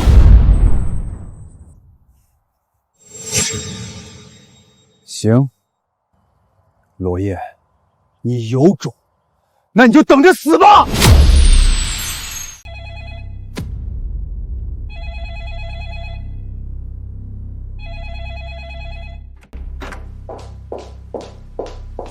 罗总，周正那边法务起诉了，来得还挺快。这个周正的能量确实不小，比朱鸿飞强上一档。现在我们不但要退预付记，还要赔天价违约金。他那边还放话说要把咱们公司往失信结生人名单上送，这样下去我们迟早得完。罗总，运输线也出事了，咱们的车子在路上被扣了3次，不是说超载，就是说手续不全。物流园那边呢？更麻烦，到了物流权，那些工人宁愿坐着闲聊，也不肯接咱们的活。我打听出来了，周正放了话，谁要是敢碰灵泉的生意，就是跟他过不去。接下来的1周，灵泉食品加工厂遭到了周正全方位的报复。王总，咱们合作这么久了，货的品质您是知道的，能不能再给我们几天时间？林总，不是我不帮你，周正那边发话了，我家小公司扛不起，你们这单先退了吧。客户都怕遭到报复，一个个要求退掉订单，灵泉厂进入了生死存亡危机状态。罗总，不好意思，现在风险太高，这笔贷款我们暂时批不了。之前说好的500万，现在就不批了。现在这情况没办法，连银行之前答应的500万贷款也被拒绝了，还要求我们把之前分期的过桥资金立刻还清。我早说了，罗燕那钱来路不干净，这回周老板亲自收拾他，他还能蹦跶几天？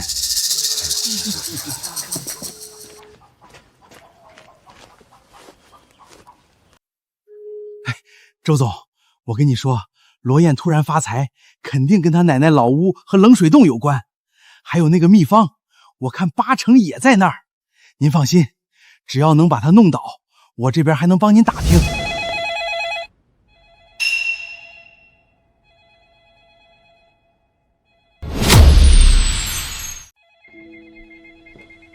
罗总，公司里不少员工递了辞职申请。多少人？不是1、2个人，是一批批都辞职了。他们都觉得灵泉厂扛不过这一关。林总，对不住了，我家里还有老人小孩，真不敢赌。这公司现在官司催债退单一堆，留下来迟早也得死。林总，你能力强，去哪儿都有人要，真没必要跟着一起耗。燕子，听叔一句劝，别硬撑了。周正那种人，你斗不过。这可是1000多号人的饭碗，你要是再不低头，大家都得跟着你完蛋。再怎么样，也比你以前送外卖强吧？谁让你们进来的？我们也是为你好，你别不识好歹。现在村里就靠着这个厂吃饭，你倒了，我们也没饭吃。所以你赶紧服个软，把厂子交出去，别连累大家。这是我的厂，你们靠我过活，还叫我别连累你们，谁给你们脸了？你啥意思？本来你们进入公司，我也是睁一只眼闭一只眼。现在你们不想干，现在就可以走。罗燕，我们是你长辈，你居然这样和长辈说话！从今天开始，你们几个全部开除。灵泉集团不养吃里扒外的人。我是你二伯，你居然开除我？开就开，你还真以为我们稀罕？周总早说了，你这破集团撑不了几天，等你倒了，我们去省城龙头大公司上班，比跟着你强100倍。就是，到时候你求我们回来，我们都不回。再不走，我就叫保安来请你们走了。他们都走了，你为什么不走？罗总，我跟着你走到今天，不是为了混日子，咱们有困难就一起扛。我信你，以前那么多别人觉得没路的事儿，你都能闯出来。这次也一样，我信你还能赢。罗总，我没事，就是没睡好。别说话了，一切有我。现在正好剔除一些毒瘤，给公司瘦瘦身。林月，还得辛苦你在公司坚持1个月，我要离开一趟公司。罗总，你要去哪儿？赵勇，这1个月内公司的安全交给你，谁闹事，谁砸场子，直接处理，保护好林月。明白，我会保护好嫂子的。我们不是那种关系，不要乱说。罗总，现在外面都在盯着我们，你一个人出去太危险。最后再坚持1个月，我不会让你们失望。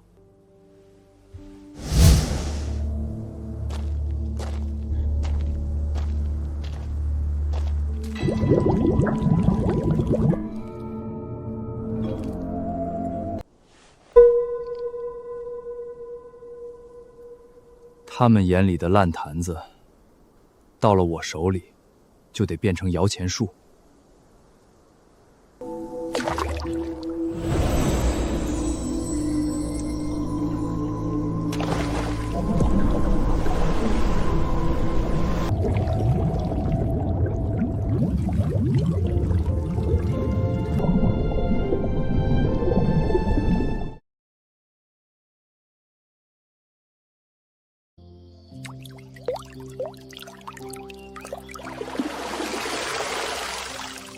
这1桶水下去，青云山就该换个活法了。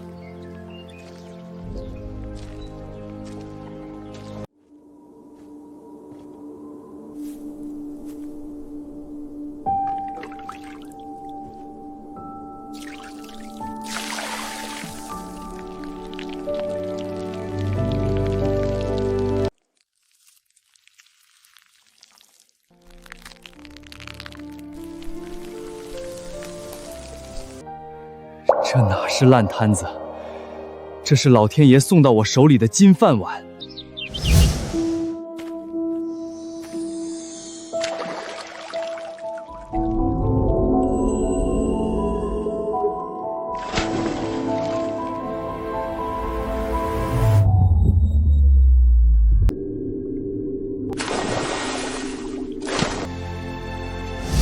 我靠，这是什么地方？仙境吗？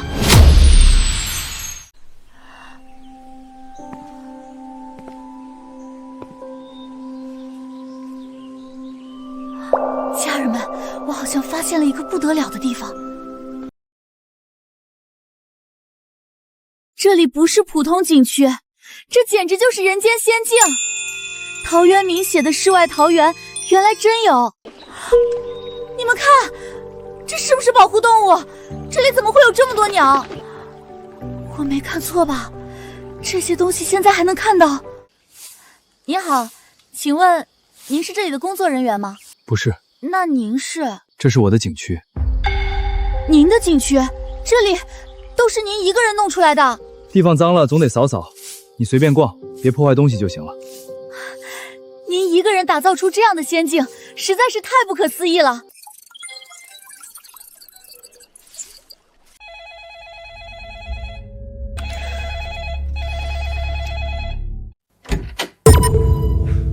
你来干什么？不用担心，我是来报信的。听我说，明天周正要带人来拆场子。你会这么好心？我知道你们不信我，但我现在是真心回国了。这不是罗华他爹吗？儿子进去了还好意思出来？以前他们家咋对罗燕的？现在遭报应了吧？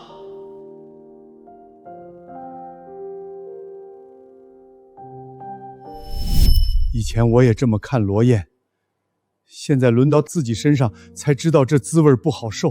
我以前不是东西，我现在就想给孩子赎罪。罗总，林月，带人来青云山度假村帮忙。罗总，厂里的人都跑完了，现在根本没人守。不，还没有。你怎么知道？因为我去找过他们，赵婶儿、老李，还有厂里那帮老师傅，大家都在等着燕子的消息。哎呦妈呀，这地方也太峻了吧！我咋感觉自己走错到神仙窝里来了？我的亲娘哎，这是度假村，我还以为一脚踩进天宫了呢。罗总，这哪是度假村啊？这是把省城老板的钱袋子往外拽啊！别光看景，跟我来。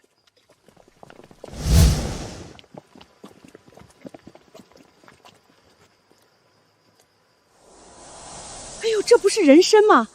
咋跟萝卜似的往外冒啊？这么多老参啊！这哪是药田，这是钱地呀！这灵芝咋长得跟锅盖一样大呀？这山药都快长成精了！罗总，这些要是让省城那些老板看见，肯定得急疯了。罗总，这么多名贵药材，手续没问题吧？1个月前就办好了，该有的手续都有。这下谁也挑不出毛病了。联系省城那些老板，让他们过来看看。我马上打。王总，我们这边有一批很特殊的药膳食材，您要不要过来看看？林总，不是我不给面子，现在谁不知道周正盯着你们，我不方便过去。李总，您之前不是一直想找高端药膳食材吗？我们这边现在有现货。我听说你们跟周正闹得很僵，这个节骨眼儿我还是不掺和了。他们还是怕周正报复，不敢来。该来的总会来，急什么？这人参是真的，给我查一下这个灵泉仙境在哪儿。喂，王总。林总，你们那地方我刚刷到了，地址发我，我现在过去。李总，刚才是我话说早了，那批药材你给我留着，我马上到。还有位吗？给我留一个，别让别人先定了，我带人过去。位置发我，马上出发。罗总，电话打爆了，他们都要来了。怕周正的人不少，可怕错过好东西的人更多。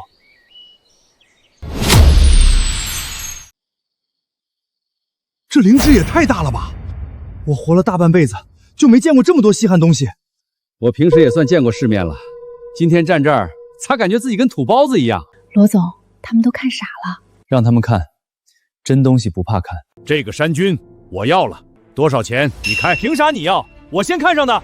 那灵芝给我，我出双倍。我出50万，先拿一批。我出80万，给我留药膳包和黄精。那批天麻我全包了，价格你们别给我争。一个一个来，别挤，先登记。东西可以卖，但不能乱抢。谁要什么，按规矩来。罗总，你定规矩，钱不是问题。对，只要东西给我留住，怎么定都行。刚才那些只是普通货而已。啊，刚才那些还叫普通货？这是人参，这参得多少年份？这东西拿出来卖，罗总，你真舍得？我出300万，300万你也好意思喊？我出500万，800万，这参我要啊！800万，罗总，你把这参让给我，我欠你一个人情。以后省城有事儿，你一句话，用妥省城商超渠道，只要你点头，这参归我。我可以帮您介绍3家酒店，不，5家。都安静。王老板也来了，全国前10强企业的老总，他都开口，咱们不好争了。罗总，这株人参我要了。王老板，这东西大家都看上了，我出1000万。1000万不够，我还可以再加。罗总，我家里人重病卧床，医生说现在就缺这种顶级老神抵命。今天这个人情，我王某记一辈子。人参给你，多谢。到账了，赵勇。林总，周正带了很多人来拆场子了。周正，他还敢拆你的场？回场，兄弟，你放心，我帮你收拾他。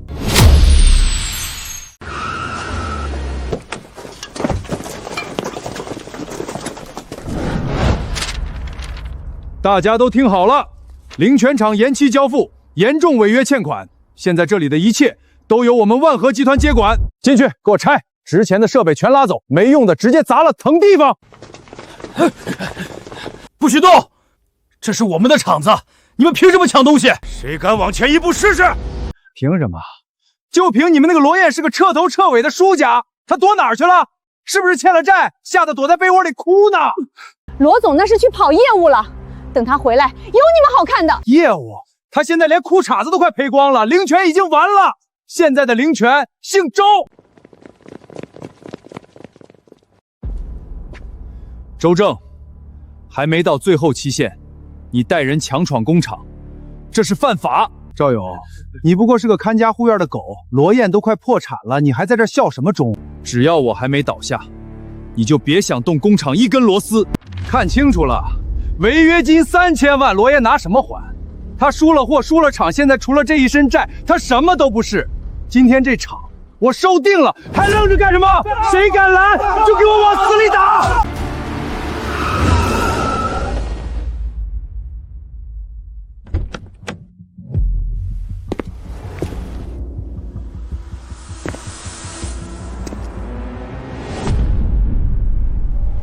哟，罗总，终于舍得露面了，我还以为你跳江了呢。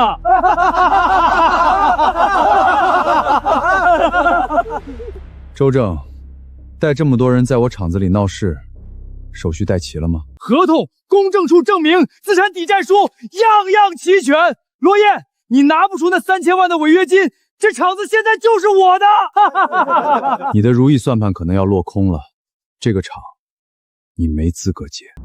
死到临头还嘴硬，你还有钱赔吗？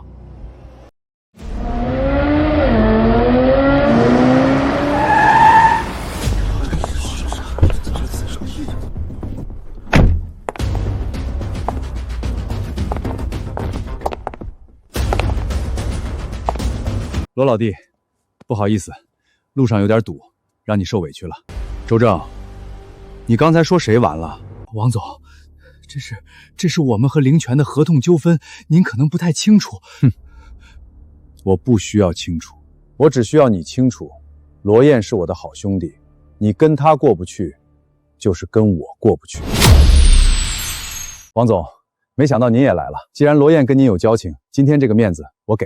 罗总，算你运气好，厂子我今天先不动，违约金的事儿咱们后面慢慢算。这小子居然还有全国10强企业的王总称台，这些老东西个个人老成精，可不能让他们看出端倪。撤。慢着，罗总，我放过你是看在王总的面子上，你可别给脸不要脸啊！我不需要你放过。3000万违约金，加上之前欠你们公司的预付款，一共3800万。就在刚才，我已经全额汇入了你们公司的账户。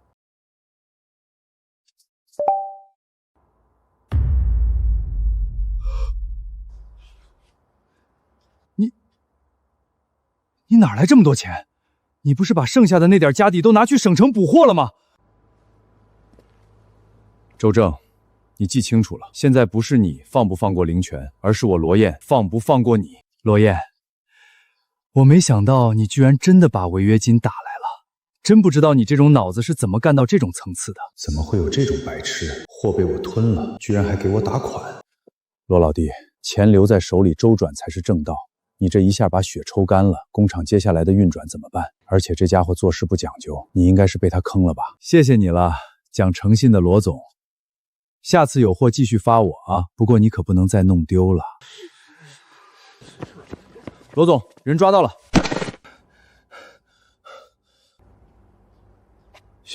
小李，罗总，还真让你算准了。这小子想去火车站跑路，被哥几个堵住了。货在哪儿？就在周正城西的那个私人仓库里压着呢。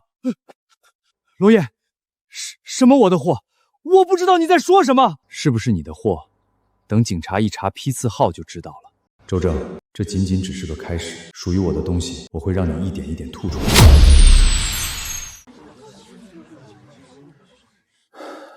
周正，货在你的仓库，你还让罗总赔违约金？王总，您别听他们胡说，这肯定是罗燕设局害我。把你知道的都说出来。是周总让我签收的，他说签完就让我离职，还给我钱，让我出去躲一阵。周正，你真不是东西！热烈的马，你们这是把人往死里整啊！闭嘴！一个员工乱咬人，也能算证据？别急，证据不止这一个。你站得太高，可能忘了，朱鸿飞身边那个罗华是我堂弟。罗燕，以前是我们家对不起你，过去的事儿先不说了，我只救急不救穷，这钱不用你还。这是罗华留下的手机，我翻过，里面有些东西可能对你有用。从那时候开始，我就知道你迟早会动那批货，所以送货前，我让人在货里装了定位器。你早就防着我，你故意等我往里跳。路是你自己走的，坑也是你自己挖的，我只是没拦着你跳。周正，你这手段太脏了。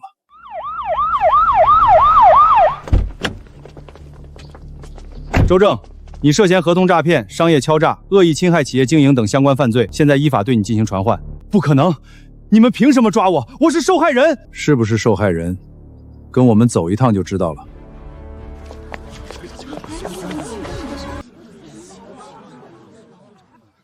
我就是传几句话，我啥也没干啊！你涉嫌造谣污蔑、泄露商业信息、协助他人设局，跟我们回去调查。做生意不是靠坑蒙拐骗，想把生意做长久，就得讲良心，守规矩。罗总，今天这局我服了。王总严重了？不严重，你这种人放到国际上也能有一席之地。到了这个层次，见不得光的手段已经不够看了。一个企业能走多远，看的不是谁下手黑，是老板有没有格局。王总这话说到点子上了。罗总，后面的路，我王某愿意陪你走一程。这段时间厂里风声不好，你们还能留下，我记着。罗总，咱也没想那么多，就觉得不能走。厂子刚好起来，我们舍不得。留下来的员工，每人发10万红包。10万？罗总，你这是把我们真当自己人啊！值了，跟着罗总干，真值了！都愣着干啥？还不谢谢罗总？罗总，以后你让我们干啥，我们就干啥。这辈子，我就认灵泉这个厂。 10万红包，我咋就没多撑2天？完了，我这回是真把金饭碗扔了。周正都倒了，灵泉还能起来，我当时咋就慌了呢？10万红包全没了，你冲我喊啥？当初不也是你自己要走的？你少装！要不是你天天说罗燕要完，咱们能离开？那你不也信了？现在钱没了，倒全怪我。大哥，现在咋不吭声了？以前不是挺能说吗？就是啊，罗长胜。 你以前一张嘴可没少挤兑罗燕，现在装哑巴了。这下好了，钱没了，脸也丢光了。早知道再忍几天，咱现在也跟着发财了。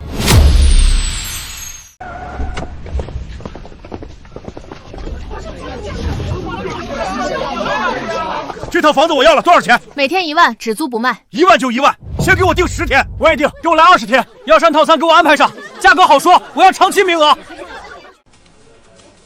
先充500万，我充800万，优先给我排房。罗总，这钱来的也太猛了，我手都快记不过来了。别光顾着高兴，钱收了，事儿就得给人办漂亮。林总，以前是我眼皮子浅，我想回来继续干。我那时候也是害怕，真不是不念厂里的好。罗总，回来求职的人不少，还有几个是当初跑得最快的。能干活的留下，心眼歪的挡外头。人可以回来，要害地方不能让他们碰。明白。兄弟，麻烦你通融，你们罗总是我大侄子。对，我们图气真有急事儿。哎，罗总说了，任何人没有预约不能进。那你帮我们说一声，就说他大伯来了。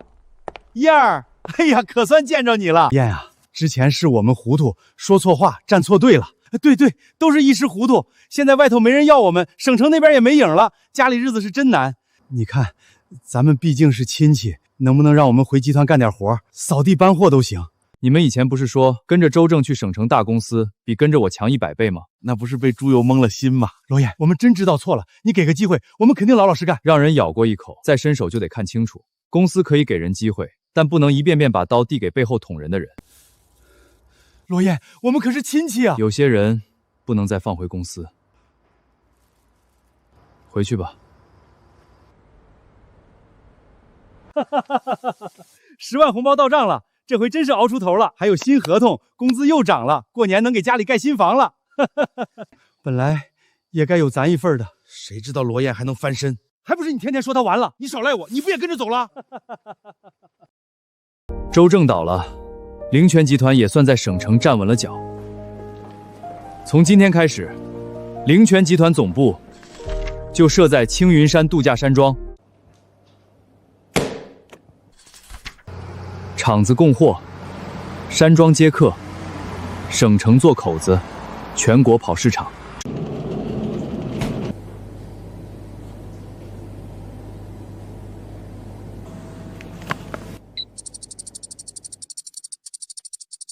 以前这些东西只能摆在大老板桌上，现在普通老百姓也能买到，吃得起。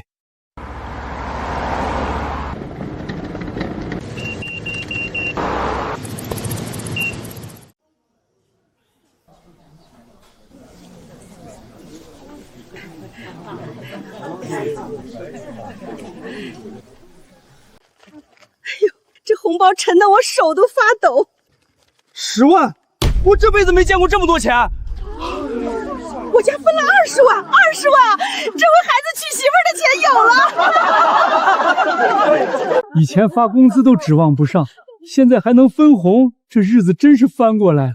这钱不是我施舍给大家的，是大家伙一筐果子一车货，一把力气干出来的。阿叶，跟着你干，婶子这心里踏实。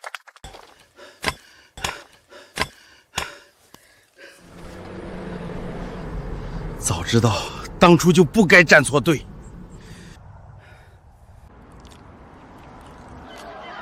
10万、20万，本来我也能有的。哎，你不是罗燕家的亲戚吗？你跑啥呀？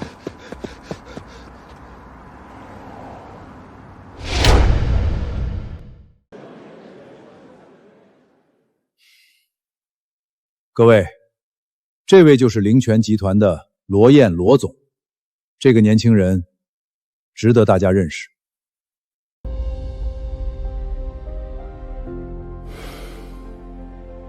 靠王老板牵线，凌泉终于进了全国商超。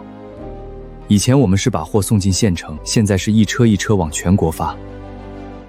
凌泉的货从大河村卖到全国各地，越来越多老百姓也能吃上咱们凌泉的东西。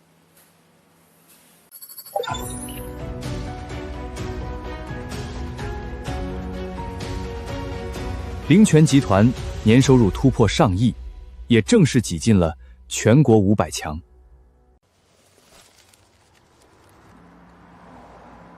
大伯，罗燕，你咋来了？我来看看你。我现在这样没啥好看的。我今天来是想跟你说一件事儿。啥事儿？进凌泉集团吧。你年纪大了，别再捡垃圾了。罗燕，我以前那么对你，你还愿意拉我一把？你拿出罗华手机的时候，就早已经一笔勾销了。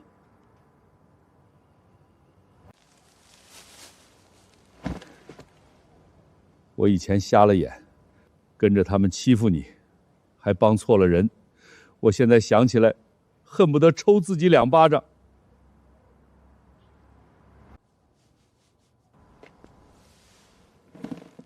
从你拿出证据那一刻，过去的事儿就一笔勾销了。你真不怪我了？我不是六亲不认的人，你能回头，我就给你一条路。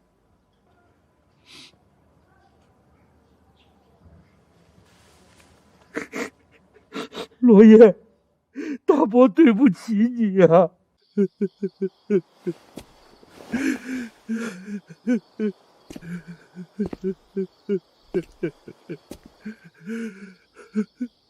走吧，你和小雨的日子该重新过了。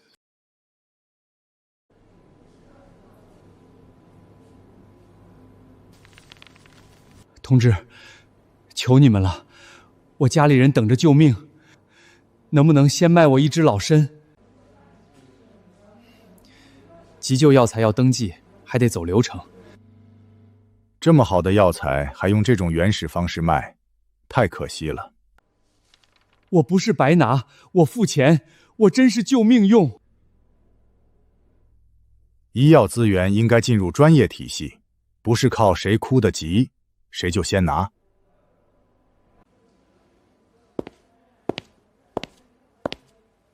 怎么回事？罗总，这位家属想买急救老参，谢尔曼先生说要先进入他们集团评估。罗先生，我是谢尔曼，国际医药集团 CEO。林泉的规矩，什么时候轮到别人来定了？我只是提醒你，真正的医药市场只看标准、认证和渠道。正常价，急救登记，要先给他。明白。罗总，谢谢，谢谢你。先救人。你有善心，但善心替不了体系。体系要是挡着救人，那就该让路。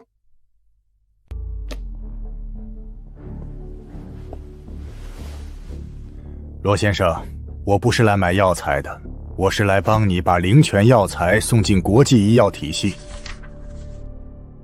你怎么帮？独家代理，灵泉所有药材只能交给国际医药集团评估、包装、认证、销售。所有，包括灵泉先进的药膳渠道，也要给我们预留。价格比市场低30%，这是进入国际体系的成本。成本让我出，利润你拿。罗先生，单独看一支人参，你觉得它很贵，可放进全球供应链里，它只是一个品类。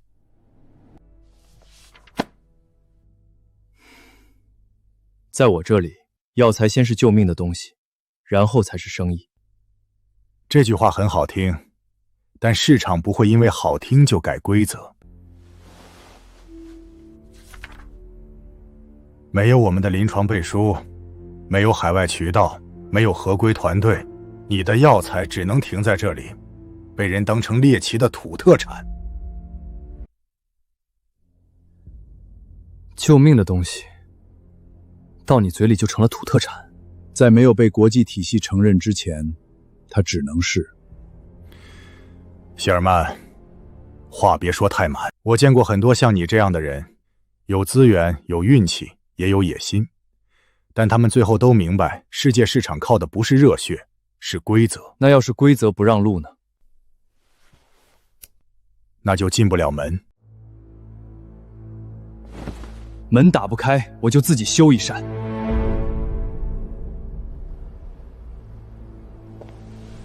从今天开始，林德走自己的康养医疗路。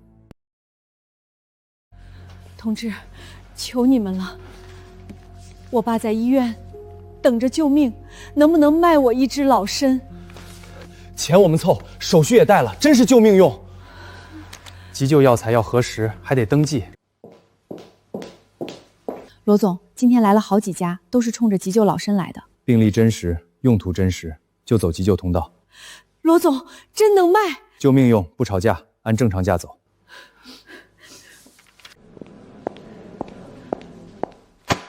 罗先生，我建议今天所有急救药材暂停发放。凭什么？没有国际临床评估，没有统一监管，这些药材直接流向患者，风险很大。可我们等不起啊！医学不能靠着急决定，那我爸怎么办？交给专业机构才是对患者负责。你说的专业机构就是你们国际医药集团？我们可以封存评估，统一保管，统一分配。说白了，就是想抢药。罗先生，你坚持发放，出了问题，林泉担得起吗？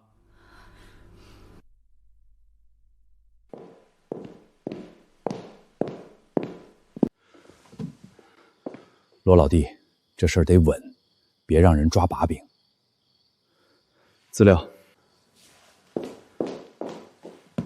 培育许可证、检测报告、流通备案、急救调制表、合作医院反馈记录，全在这里。这些只是夏国文件。这是夏国的地界，林泉先按夏国的规矩办，手续齐，流程也清楚。核实病历，登记签字，发药。明白。谢谢罗总。你这是把风险往自己身上揽。救命的事，我从不往后躲。罗总，昨天了灵泉老参的病人稳住了，指标也在回升。院里几个专家都想了解灵泉药材，真的能救人？快，先给我登记。罗总，我们想正式了解灵泉药材的数据和反馈。谢尔曼，有没有用，不是你一句话说了算。个例不代表体系，那就从一个个病人开始。罗总，医院的人都主动找上门了，咱们这药材是真打开口子了。药材贵不贵不是最重要的，能救人的药材才是灵泉的底气。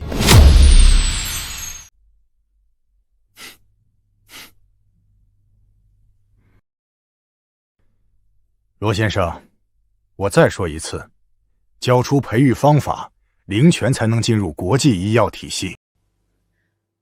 培育方法，这不是要合作，这是要挖根。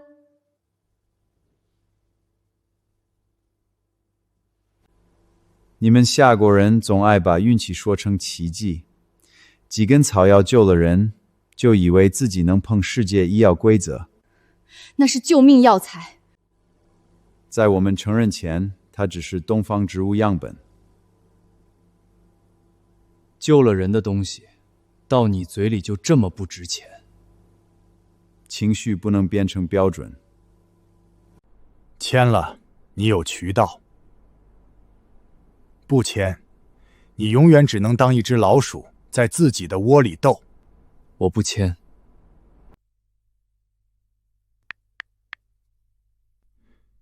谢尔曼，我就可以打。罗先生，从现在开始，国际医药联盟暂停接收灵泉所有样本。海外医院与合资医院都不会适用，检测机构不会受理，资本也不会碰灵泉药材。这就是规则。你可以有药材，但你没有资格把它送上桌。罗总，他们这是明着封杀。现在后悔还来得及。不用后悔。你真觉得自己抗得住？你封我的国际路，我走我的夏国路。哼！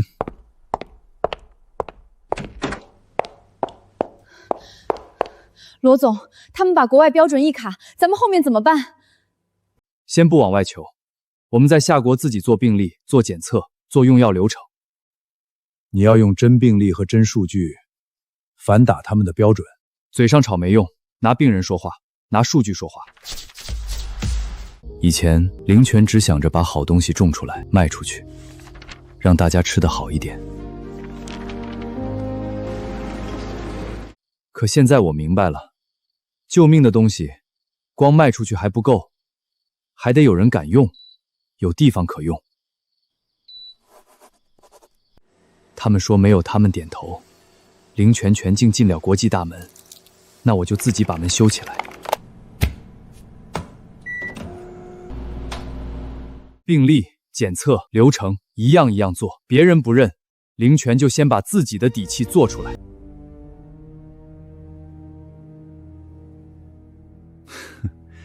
他还真敢自己干。发出去。明白。我要让他的集团挂牌第1天就背上风险标签。罗总，海外检测机构全都拒收样本了，合作医院也说先暂停沟通。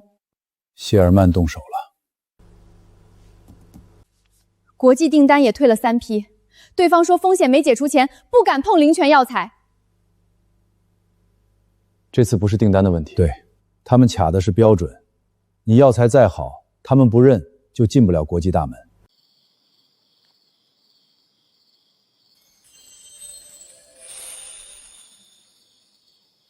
又有动静了。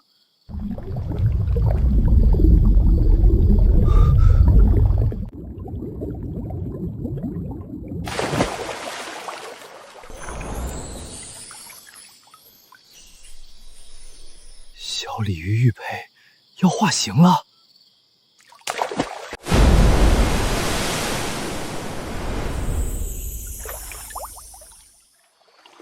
小蛟龙，以后是不是得叫为小蛟龙玉了？奶奶留给的宝贝，到底还有多少秘密？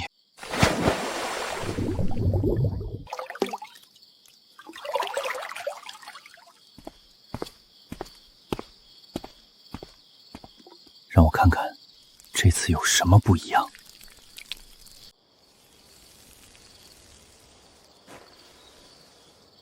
不抢着长了，药气反倒更稳了。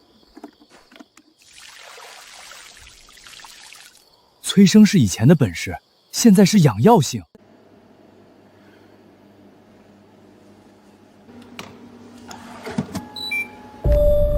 罗总，数据出来了。说。有效成分提高了，稳定性也更好了，杂质比上一批还低。最关键的是，不同样本之间的差距变小了，也就是说，这批药材更稳定，更适合做标准化检测。稳定性。对，如果后续数据都这样，咱们就能拿出一套自己的药材标准。谢尔曼卡标准，正好，我就用标准打回去。以前灵泉能让东西活，现在能让药材稳。谢尔曼，你封我的路，反倒逼我把路修宽了。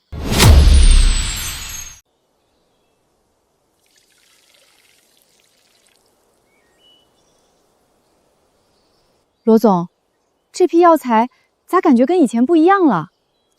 以前是长得快，现在是药性稳定。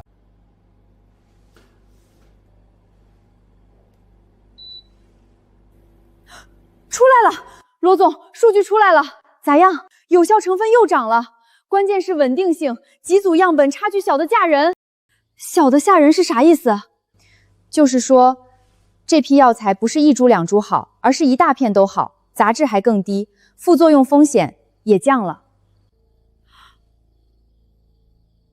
罗总，这数据要是拿出去，外面那些专家都得抢着看。整理成报告，一项一项都写清楚。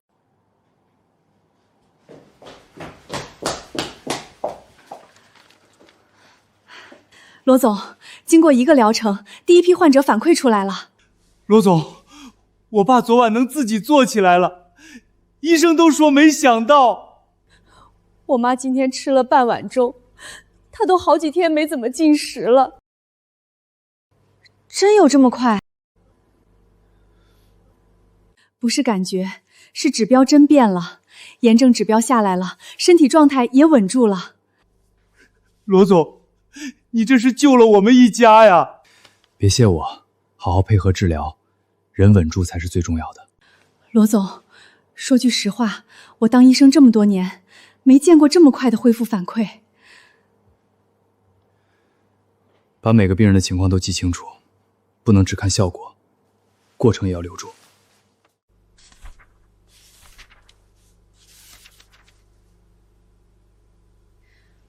罗总，检测数据、康阳反馈、病人记录全都出来了。这回不是咱自己说好，是报告和病人都在说好。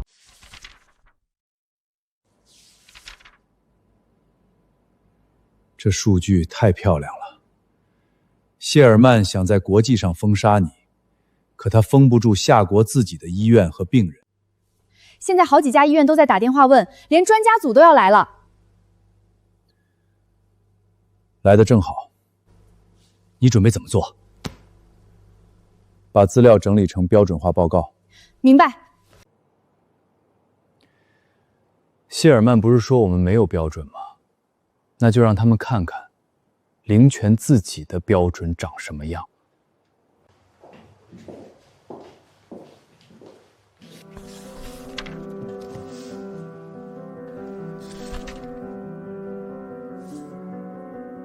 这稳定性，这么多样本都能做到这个水平？是，连续3批都是这个数据。杂质控制也太低了，这要不是亲眼看到报告，我真不敢信。罗总，这批数据还有原始记录吗？全都有，病人记录、检测流程、样本编号，一份不少。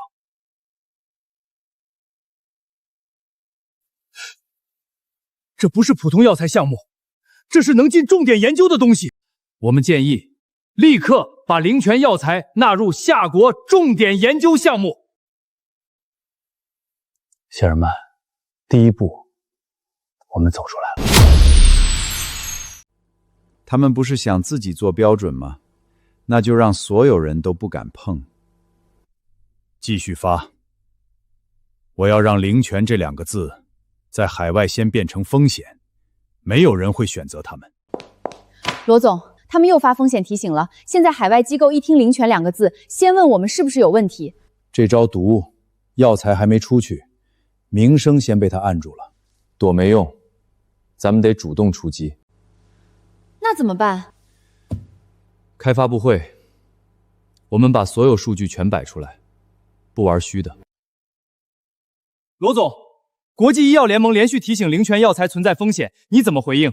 他们说有风险，可以，那我们就把东西摊开说。这一批药从哪块药田出来，谁检测的，用到哪个病人身上，后面恢复怎么样，我们全都有记录。也就是说，每一支药材都能查到源头？能。每一支药从地里到病人手上，咱们都记得清清楚楚。灵泉不怕查，怕查的东西才叫风险。这套追溯做得很细啊，比很多老牌药企都扎实。我们已经看过灵泉的检测数据和患者反馈，灵泉药材已经被建议纳入夏国重点研究项目。重点研究项目，这是不是说明灵泉药材已经得到夏国医疗专家组认可？至少从目前数据看，它值得重点研究，也值得继续观察。我代表全国商会表个态，灵泉不是野路子企业，它有产品、有数据，也有担当。商会这边会推动更多正规医院、企业和灵泉对接。罗总，局面扳回来了。还没完。罗总，你对海外风险提示怎么看？灵泉药材到底有没有用，不是几张海外文件说了算，我们只用事实说话。夏国专家组下场了，商会也站出来了，他们只是把局面稳住了，不代表能走出去。罗总，有海外患者家属发邮件，还有2家海外机构想直接跟我们对接。绕过谢尔曼来的？对，他们说不通过国际医药集团，想跟灵泉单独谈样本合作。谢尔曼，你想把门堵死，可别人会自己找路。罗先生，我可以撤掉风险提醒。你会这么好心？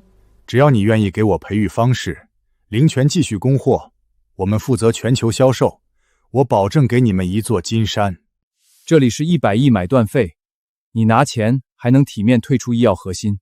罗先生，100亿已经够多了，别让自己的野心害了你。钱确实不少，可我不卖。你真以为自己赢了我们？罗先生，我可以给你钱，也可以让你什么都没有。你还想干什么？海外医院会害怕，合作机构会退缩，给灵泉说话的人也会遇到麻烦。谢尔曼，你这是威胁？这是提醒。你们夏国人有时候很天真，以为靠几份数据就能跟资本讲道理。数据讲不讲道理，等会儿你就知道了。你发风险提醒的内部邮件，亨利联系检测机构拒收样本的记录，还有你们压海外医院不准接触灵泉的录音，全在这里。别碰！还有你们低价垄断灵泉药材的合同，要求交出培育方式的条款，也都备份了。这些文件不合法。你们做的时候，咋没想过合法？罗燕，你敢公开这些，后果你承担不起。不用公开，已经同步给国际医药联盟和你们董事会了。调查我！现在！不可能！谢尔曼，你的行为已经严重损害集团声誉，董事会决定立刻罢免你 CEO 职务。谢尔曼先生，这事儿不是我一个人做的。闭嘴！亨利先生，请跟我们走一趟。罗燕，这事儿没完。从你拿病人的命做买卖那一刻，你就已经输了。灵泉医药不接受垄断，以后我们只跟真正救人的机构合作。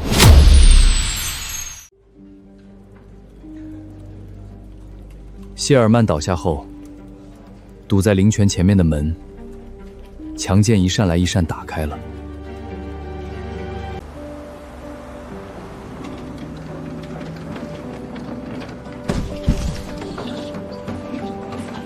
灵泉药材第一次正式迈向海外。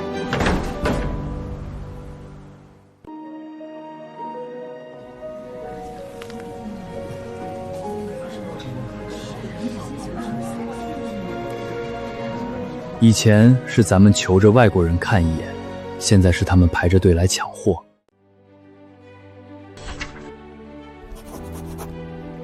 药材、药涮、康养服务3条线一起出海，灵泉终于走到了世界桌面上。又涨了，这都涨疯了吧？早知道我砸锅卖铁也买呀！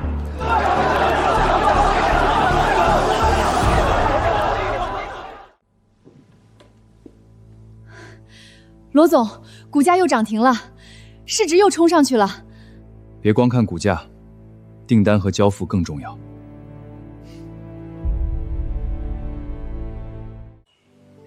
我当初听罗总的，买了点灵泉股，这回真发了。我家那点钱翻了好几倍，这日子是真起来了。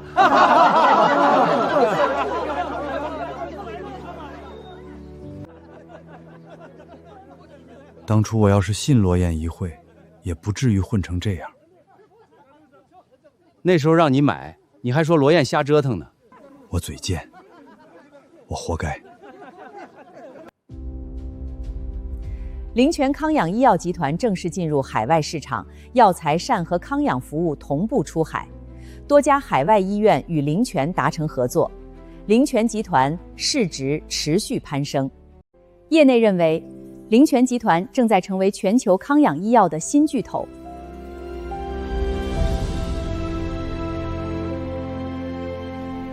罗总，灵泉真的卖到全世界了。这段时间，灵泉集团不仅走出了夏国，还成了全球康养医药领域的新巨头。罗总，很多人都想知道您现在最想做什么？不是在赚多少钱，是把钱用到该用的地方。您这话具体指的是？我准备拿出一笔钱，在全国建200所希望小学，再成立一个灵泉医疗基金，专门帮那些看不起病、托不起的家庭。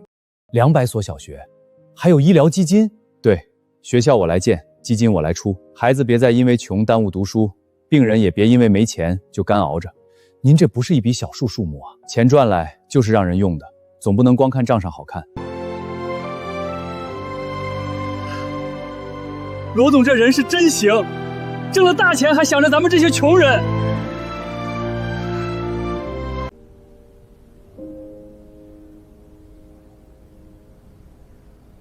这才叫老板，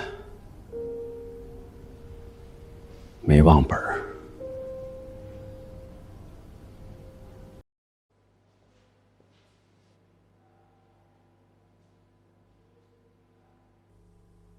这要是真的，那得救多少人啊！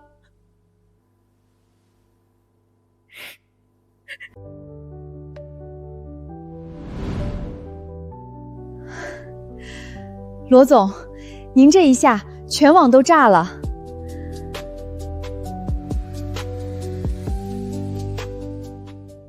罗总，很多企业家成功后想的是扩张、上市做更大，您怎么会先想到小学和医疗基金？因为我知道，没钱读书是啥滋味，没钱看病是啥滋味。近日，灵泉集团罗燕宣布，将在全国捐建200所希望小学，并成立灵泉医疗基金，帮助重病家庭。从企业家到慈善家，罗燕再次引发全网热议。能帮一个是一个，能多帮一点就多帮一点。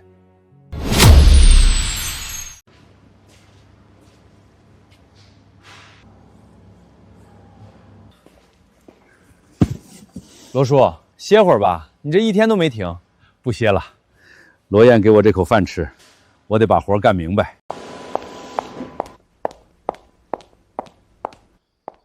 罗叔，这批货没问题。林总，我笨，学得慢，你们别嫌我。踏实就行，没人嫌你。罗华呀，爸现在在灵泉集团上班，日子比以前强多了。罗燕没记咱家的仇，还给了爸一条活路。你在里面好好改，别再想着怨谁。咱们以前做错了，罗燕还能拉咱一把，这份情得记一辈子。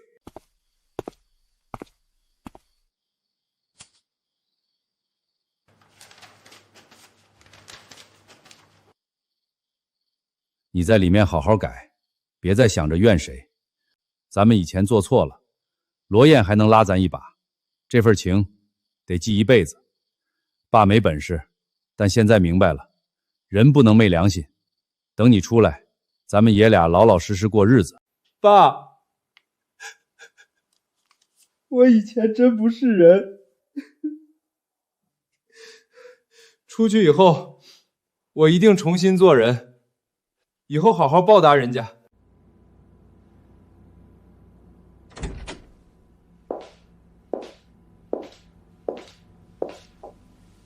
罗总，您今天又没吃晚饭。忙完这几份再说。这些我来整理吧，您歇会儿。你也忙了一天。我习惯了，以前是您一个人扛，现在好歹还有我。这一路辛苦你了。我不怕辛苦，我怕您什么都不说，什么都自己撑着。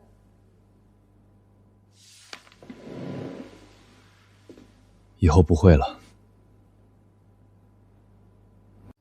罗燕，我能不能不叫你罗总了？可以。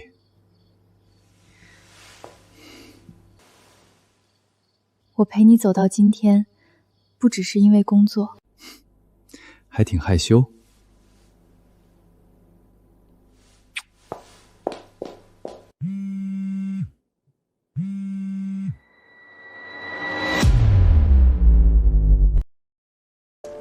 灵泉康养医药集团创始人罗宣布成立医疗基金，并将在全国捐建200所希望小学。说出来你们可能不信，屏幕上这个大富豪是我侄子。你侄子？大叔，你这牛吹得有点大吧？他要真是你侄子，你还用在这收废品？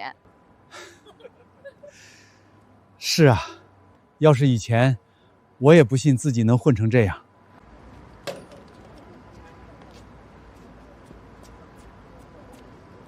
不是大富豪的书吗？还捡瓶子啊？你侄子那么有钱，咋不接你去享福？我以前好吃懒做，张嘴就占便宜，谁听了都烦。人心是我自己伤透的，怪不了别人。大叔，喝口热的吧，看你跑一天了。不用，我给钱。不要钱，顺手的事儿。谢谢。那人真是你侄子啊？是我侄子，以前我看不起他，嫌他穷，笑他送外卖没出息。现在想想，没出息的是我。大叔，还吹你侄子呢？不吹了，人家有今天，是人家一脚一脚走出来的。我以前懒够了，也坏够了，往后这口饭，我靠自己挣。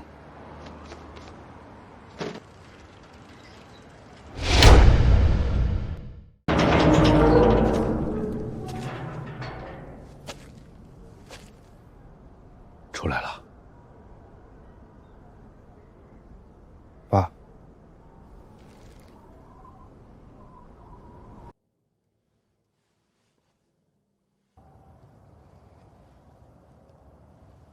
爸，我对不起你。对不起我的话，往后用日子还。我知道。想重新做人，先去见罗燕。他还愿意见我吗？你不去，咋知道？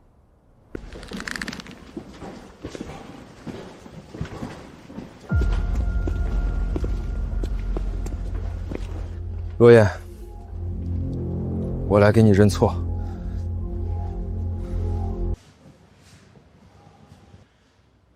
以前我害你、欺负你，还跟朱鸿飞他们混在一起。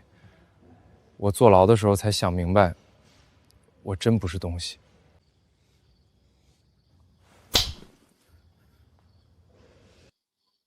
你要是不原谅我，我也认。巴掌不用打给我看。想改，就拿事儿证明。仓库普通工从搬货开始，干不了，现在就走。我干，我啥都干。在这里，没有谁欠你。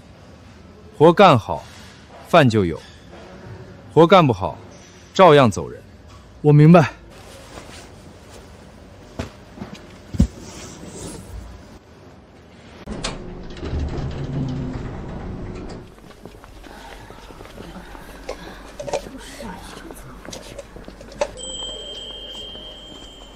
灵泉康养医药集团正式成为全球康养医药新巨头。创始人罗燕宣布，将捐建200所希望小学，并成立灵泉医疗基金。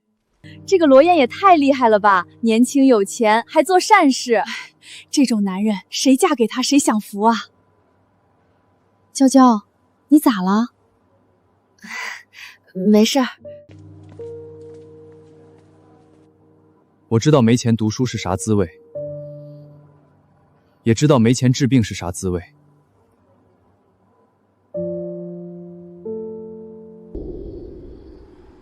罗燕，你一个送外卖的，拿什么给我未来？我会努力的。努力有什么用？穷就是穷。别再找我了，我不想跟你一起过苦日子。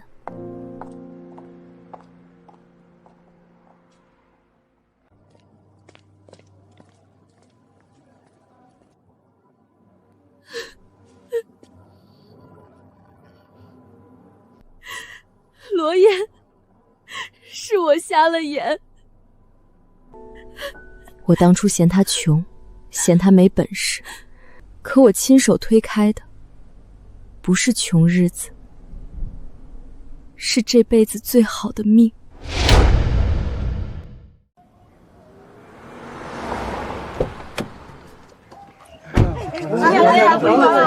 阿燕回来了，现在该叫罗总了吧？在咱村里，她就是咱们的阿燕。咱村现在可不一样了，家家都有分红，孩子也能上好学校。以前出去打工都怕说自己是灵泉村的，现在不一样，腰杆都硬了。日子是大家一起干出来的，没有你带头，哪有今天啊？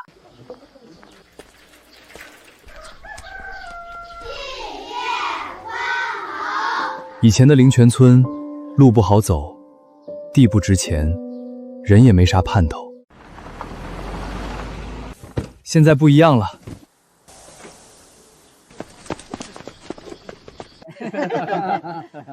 地还是那片地，可日子变了，人心也亮了。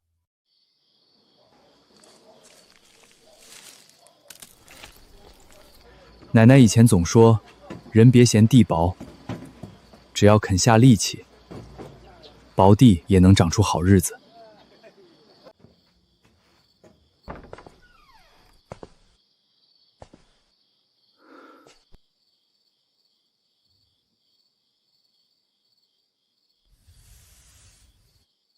奶奶，我回来了。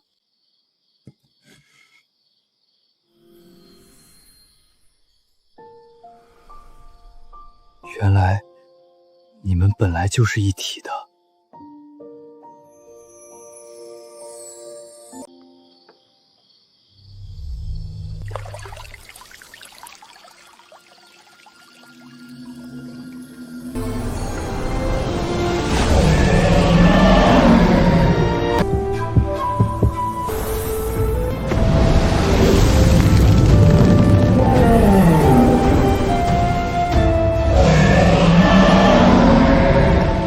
燕儿，记住，人别嫌地薄，地薄不可怕，人心薄才可怕。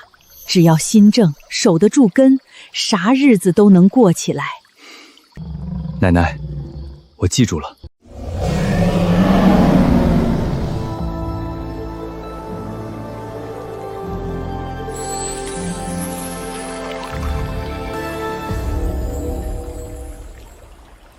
原来灵泉给我的，从来不只是发财的路，他给的是守住这片土地，带大家一起过好日子的根。